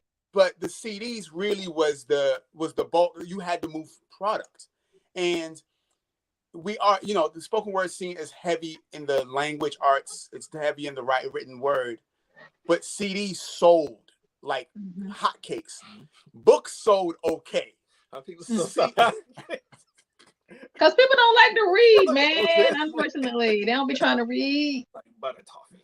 You know, I'm just saying, like, you know, because you can't capture the performance in the way it is in a book, but you can capture it as best as possible through the audio aspect of it. Right. You know, so I just looked at that. I was like, oh shit, because I hadn't really been consistently in a poetry venue in a while, and it just hit me right then and that day. It's like, oh shit, what would we be doing right now to make that money? Right. You know, and I hate to talk money like that, but like I said, we you earned need it off of it, and we paid our bills off of this, and right. raising children through this. So I was just really curious what is, you know, like who? Well, look, we just booked her, so come back next month because we just booked her since we just saw her for an interview. So she'll be back next month. So listen, I'll make that one of my questions. Tell her. So we can ask her. I mean, I know she has a lot of followers online because I follow her on social media. Social media. But I was just like, wow, what's that like being a traveling poet in this day and age when no one has a CD player in their car anymore? Right. Right. So I'm very curious. I didn't get to ask anyone, you know, but just seeing her made me go, oh shit, times are different. Yep, I'm gonna keep that in my mind. Ask her that during the interview. I appreciate that. Yeah. Are you better heard or read? Jeez. I'm gonna say I'm if you want both of us performing, you're probably better off hearing us than reading us. I would say individually, Dave is an amazing writer. I think he really knows how to put pen to paper very, very, very well. I'm all right, but I've always like I'm a performer. Like that's what I am. I am a performer. Cool. Yeah. What do you think? I would agree. I would say better heard, performing, seen. Yeah, gotcha. Seen, yeah. Seen, yep, I gotcha. It's an experience. How do you decide when you're writing a group piece? How do you decide what comes first? Like who goes first, or when you're making, because when you're doing it by yourself, you just writing for yourself and you're the only one talking. How do you guys decide? Like do you come up with a subject matter and write, and then who decides what part of this piece goes first? You know, only Middle Eastern Jesus knows. Only Middle Eastern Jesus answer that question. It's not as calculated. It doesn't really work like that. It's real organic. It's like an authentic kind of thing, right? Yeah, like it's like, so one of us might have an idea, or like Femi might be like, yo, listen to this and tell me what you think. And I'll listen to it, you know, and he might say if you have something to go with it, or I might ask, you know what I mean, can we do something with it? Or sometimes we might get commissioned to do something, and that'll give us what you got to write about. Right. But it happens very like organically. So we it's never like you're in dance rehearsal. It's not like that, like 1, 2, 3, 4 and step. Like we don't do it like that. It's more like we'll share stuff and then we throw all of the puzzle pieces on the table and start puzzling it. So it's not like we have to figure out that we equally have to say just as much. Like the poem might be his poem, and now I'm coming in and I might say words. Or if one of us forget a line, somebody else might remember it and come in. And so some of the energy that you have. So it's not y'all don't necessarily practice it like a group piece, like you're slamming and you're doing a group piece. No, it doesn't work like that. Okay. But like it's like and that's why I said like it's so weird because we say we share a brain, and not like we really share a brain because clearly none of us have broken our heads to share. But but it's David is somebody that if we never did poetry and we probably stumble into each other, we'd still be like this. You know, that's awesome. That's how I see him. That's awesome. That's how I see him. And you know, we have a lot of we have a lot of experiences growing up separately that are very common, where we have in common. So it's like it's very us having the synergy has just been very easy. Mm-hmm. He's my soulmate. Yeah. I love it. This is the soulmate, soul tap. I love it. I love your friendship. It is amazing. It's made writing. It's made writing very easy. I did a man, anytime like I said, I've had albums outside of Fifth L. Right. And every time I ask David to write on something, I swear I half explain it. I don't even fully explain it to David. I half give an idea or a feeling, and he nails it every time. He just knows what the fuck I'm asking for without me really asking for it. You know, and that's it. So how long? I don't know. Somebody may have already asked this. How long has it been since when this was the Fifth L was formed? How long has it been? 2003 was when we when we came together as the 5-man group. The 5 people. Mm-hmm. But I've known David since 2001 or 2. Yeah, it's like 2001. Yeah. So yeah. Amazing. I knew David when he had locks. But you weren't around when I had locks. I wasn't around when you had locks. I never had locks. I'm sure. So I'm gonna ask 2 more questions. We're gonna bring the people back. This is a time that I want you to think about something you achieved that you are proud of, because we do our things to do list, but we don't give ourselves enough recognition. What have you done that you are proud of? And it doesn't have to be art, but something that you've done that you are proud of. I used the potty all by myself.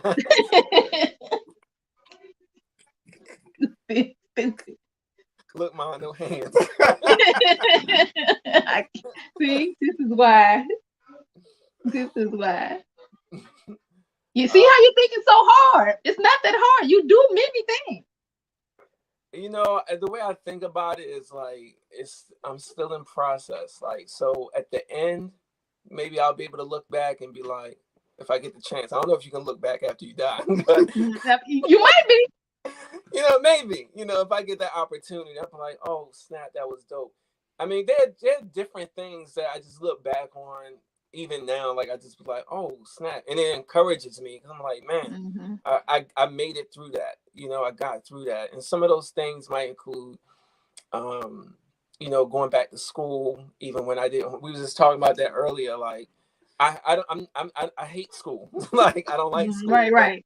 I did it because I. But when you pay for school, you do that work though. When you pay for it, you do it. You do the work. You know, and so I had to do it, and so I got those degrees. You know, I got those licenses and everything that I needed, and so I'm happy about that. I don't know if else.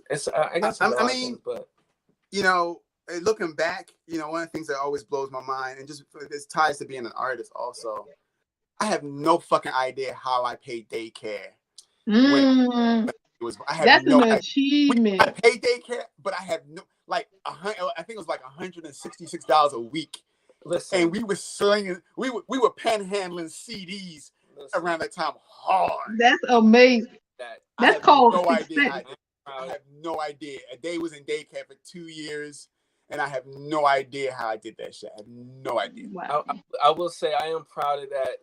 That I feel like because of you all, you know, giving us, you know, that validation that. Since 2001, at least, that we've made a contribution that was significant, you know, in people's lives, and people remind us of that. There are times where I feel like I never really think it's a big deal, you know. I write a poem, I do a poem, perform it, and I never really think it's a big deal. And then people will come later and be like, how they feel like you've changed their life, right, on their lives, and right. We've seen young poets who they feel like, you know, we had a lot to do with them being where they are now. So I am very proud of the Fifth L for making that contribution.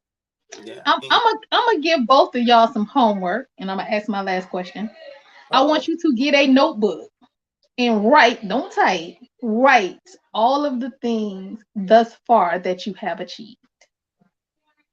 Jeez, why I gotta do more work? You gotta do some homework because number one, I want you to do it because I want you to be in awe of what you have done, right? So you'll know that it is a big deal, right? And because I want you to congratulate yourself for doing it, and this is something you can leave for your children as well, right? You did all these things. You're talking to two people who hate patting themselves on the back. That's what I'm saying, but most artists are. That's why I'm giving you the homework, and I will be checking back to make sure that. So just let's you know. So here's my last question, and then I'm going to bring back my co-hostesses. My last question is, what are you doing right now that your older self is going to thank you for? Right now, I'm investing into I don't want to say retirement, but like I'm trying to set up things in a way where I ain't got to worry about nothing, you know, later on. So it's been I've been doing it unintentionally for quite some time, but now I'm doing it with that in mind specifically. Right. Like my later years, I can be able to just, you know, do whatever I want. And so my oldest self would thank me for that. What will my older self thank me for? Don't say nothing about the potty. God damn it.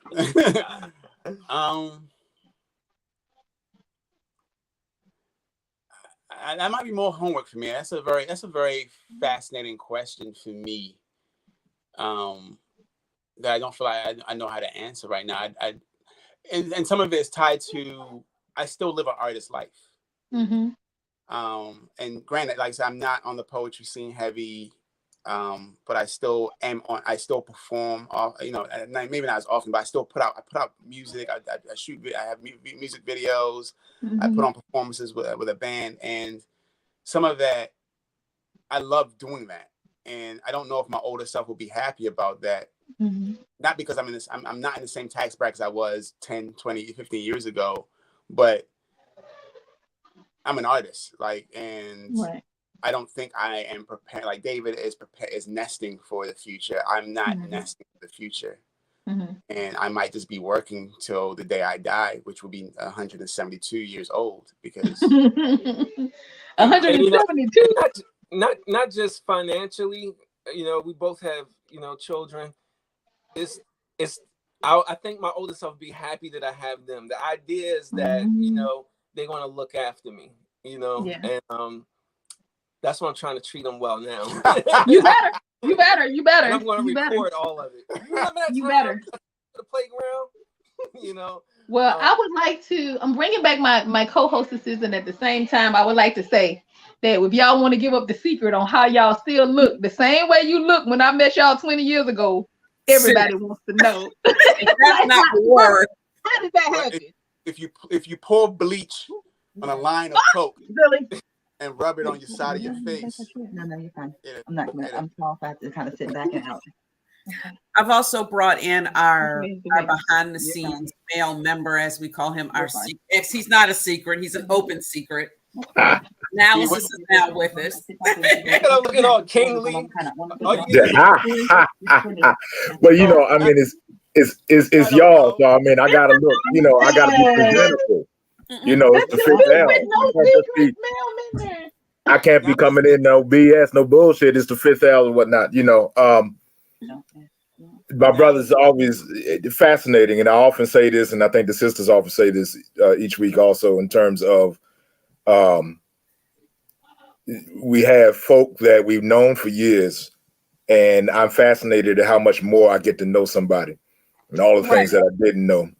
Which really I appreciate and enriches me in that. And there's many things talked about, and I don't have time to touch on all of them. Somewhere in another show, in another type of show, another conversation, Femi, you bring up some interesting things in terms of when you're talking about racism in the United States compared and contrasted to corruption and problems in Nigeria and on the continent. And my mind immediately ties those things together, though, in terms of the lingering effects of colonialism and neocolonialism and capitalism, and how those things are related, both in terms of systemic racism. So I in another conversation, somewhere in another show, I'd be interested in pick your mind some more in terms of how you see that playing out on the continent, in terms of the legacy of the racism and colonialism. But I do want to say, talking about knowing folk, and Femi knows I was going to tell this story because I always find it fascinating that out of all the folk in the poetry scene, I've known Femi the Drifish longer than anybody else because we knew each other long before either of us were on the poetry scene. For most of the 90s, I worked with a nonprofit in Baltimore called College Bound Foundation. We were assigned to and attached with Baltimore City high schools doing college and career counseling. And Femi was one of my students in his senior year at Walbrook High School. And so we go back to the early 90s. I don't know if he wants to say, what year that was, or we're trying to keep the age on the low. But 93. There you go. There you go. That long before I was even the idea of me being a poet would ever enter my head. And as Femi was talking about, he was still thinking in terms of graphic arts and visual arts. So it was really a blessing and a surprise to me when we circled back around when I moved back to Maryland in 2012. And I think it was probably down at Rob Brown's where Work for Food, where I first saw you, where we first reconnected as poets. And I just lift that up because to me, that's a fascinating thing. And it's a blessing in terms of how this art form, poetry in particular, and how the arts generally can bring people from various spheres of life, even those who knew each other in a previous life, back together under the arts. And that's something that I always was proud of, to be quite honest, that I could reconnect with, somebody I knew as a student, but now not only as a peer, but really somebody that I looked up to in terms of your ability and what you did with the arts, and like, oh, okay, I'm trying to take it to that type of level. So that for me was fascinating. And kind of, Kaneki says veggie back, I'm vegan, so I'll say vegan back, backing off of that. You've already talked about your teen years and some of the isolation and your father not wanting you to interact with African Americans and that type of thing. And that's not something that I knew or would have known going back to those Walbrook days. So I'm wondering, you've already said that contact was limited, but I'm wondering even now over the years, if you've circled back with some of those heads from back in that day and how they see you and your career and how they interact with saying, hey, this is somebody from background the way, but look at the dynamic career that he's putting together. And David, kind of the same question for you, even though you and I didn't know each other, back then, but you talked about, some of the things you in your poetry, you expressed some of the challenges growing up and that type of thing. And I'm wondering how folk from that time period, be it family, be it folk from around the way or what have you, kind of see you as artists now and interact with that and respond to that.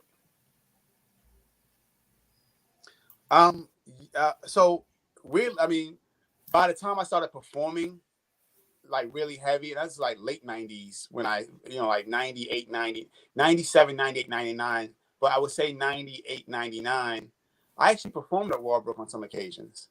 So I definitely, teachers that loved me saw me, teachers that I annoyed. I wasn't a hated student, but I definitely annoyed quite a bit of teachers.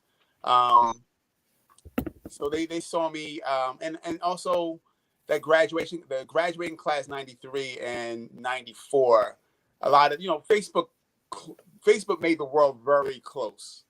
And, a lot of people from Facebook connected, I reconnected with from high school, and people have come to shows or just check me out online. So yeah, I've definitely been able to share this version of me that was incubating at the time while I was in high school. For me, oddly enough, like growing up, like I didn't have great self-esteem. I didn't think, highly of myself, even with some of the things that I got. So, but the blessing was that there were people around me who always believed in me, and they felt like I was going to always achieve, and do great. And so when I would run into those people, it's like they're not surprised, they'd be like, I told you, it'd kind of be like that kind of, feeling. So, yeah, I think for me, that's probably the feedback that I get the most when we circle back around. David, I want to follow up on that also in terms of nomenclature and how you present yourself.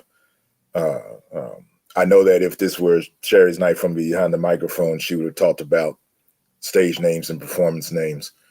And you have been known as Native Son. Your social media tags in recent years have used the name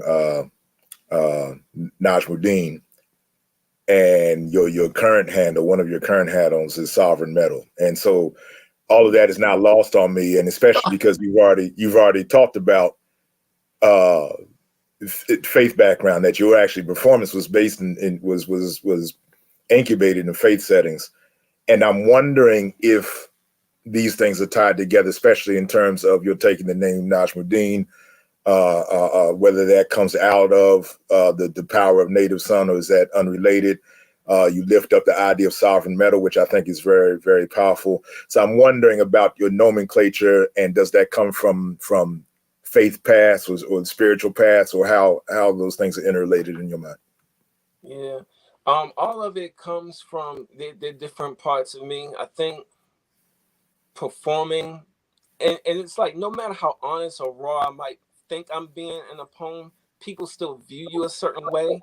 And so Femi would make fun of me and be like, you can do like a crazy raw poem, and people, especially back then, people would be like, oh, that was so cute, And I'm like, did you hear what I said?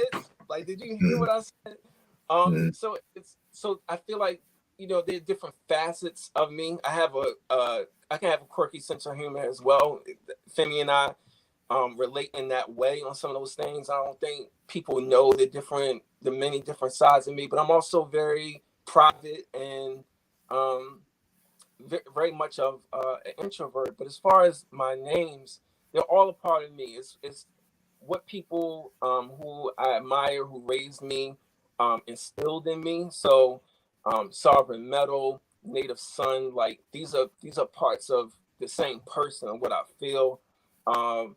Najmuddin came from there's a book called The Photographer, about a man who went to war-torn Afghanistan, and he met these people, and one of the people in the book, his name is Najmuddin. I really related to that character.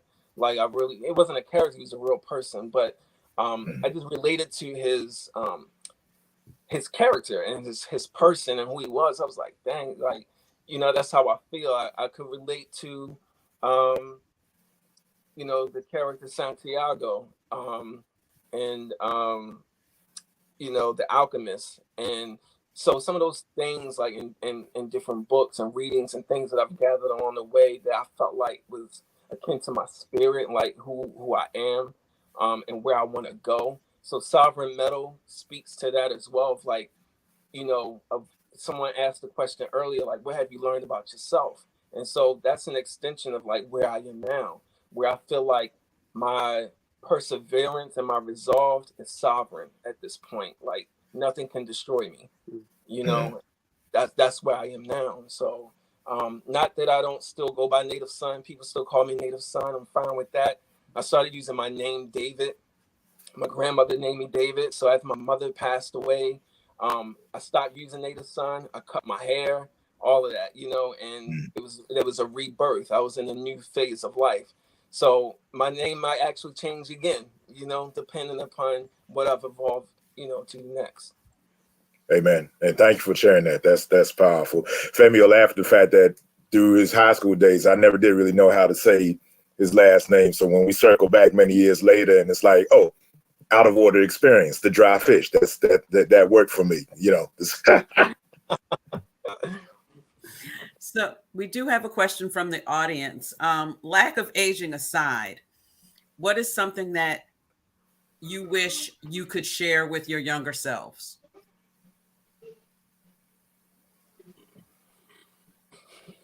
Hey, Lady Train.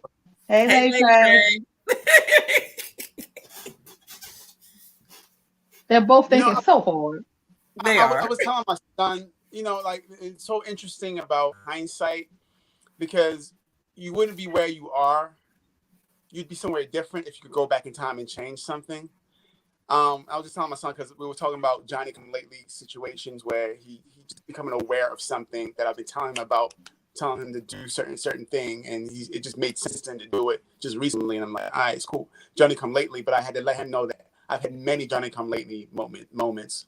And like Dave and I always talk about what we could have done better as business artists, because I feel like Dave and I were afforded a shitload of opportunities we took advantage of in the moment, but capitalizing on that to extend it beyond was really our failure. And excuse me, is that fair to say that? Yeah. Was really our failure. Of how do you make things flow beyond that? And some of it, I used to blame on the fact that I'm not greedy, or we're not greedy. So even talking to my young self, I would want to find a way to convey to my younger self of how to capitalize on the moment and not fear charging, because we always struggle. Dave and I always struggle. Yeah. Like someone like, how much do you charge? And what sucks is that because we're almost the same person, we share a lot of the same weaknesses, and we share a lot of the same strengths.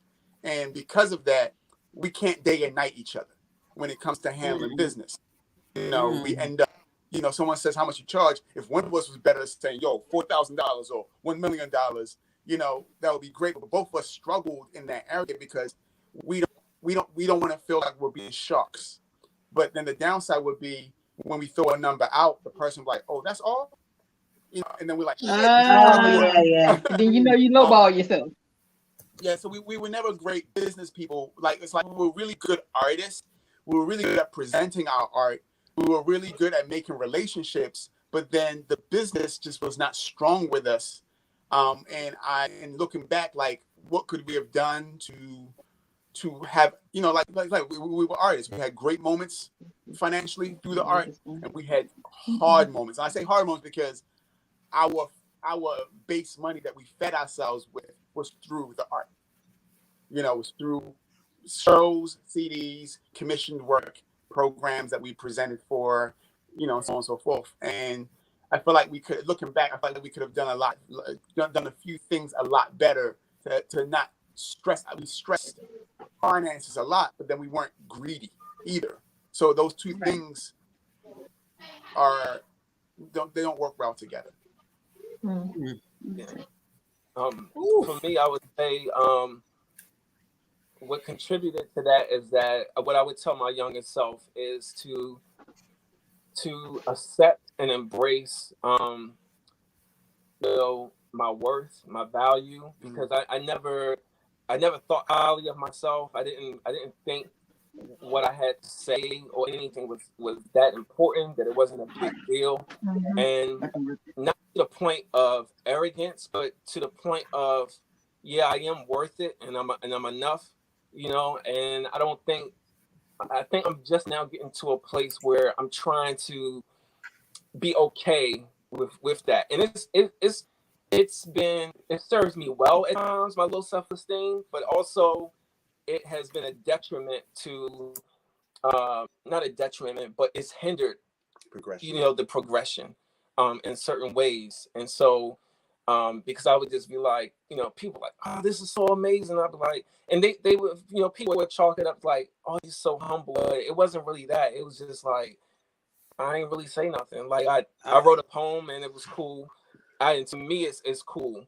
And the way that people are responding is like, it's so amazing. And then in my head, I would tell myself, are they just saying that?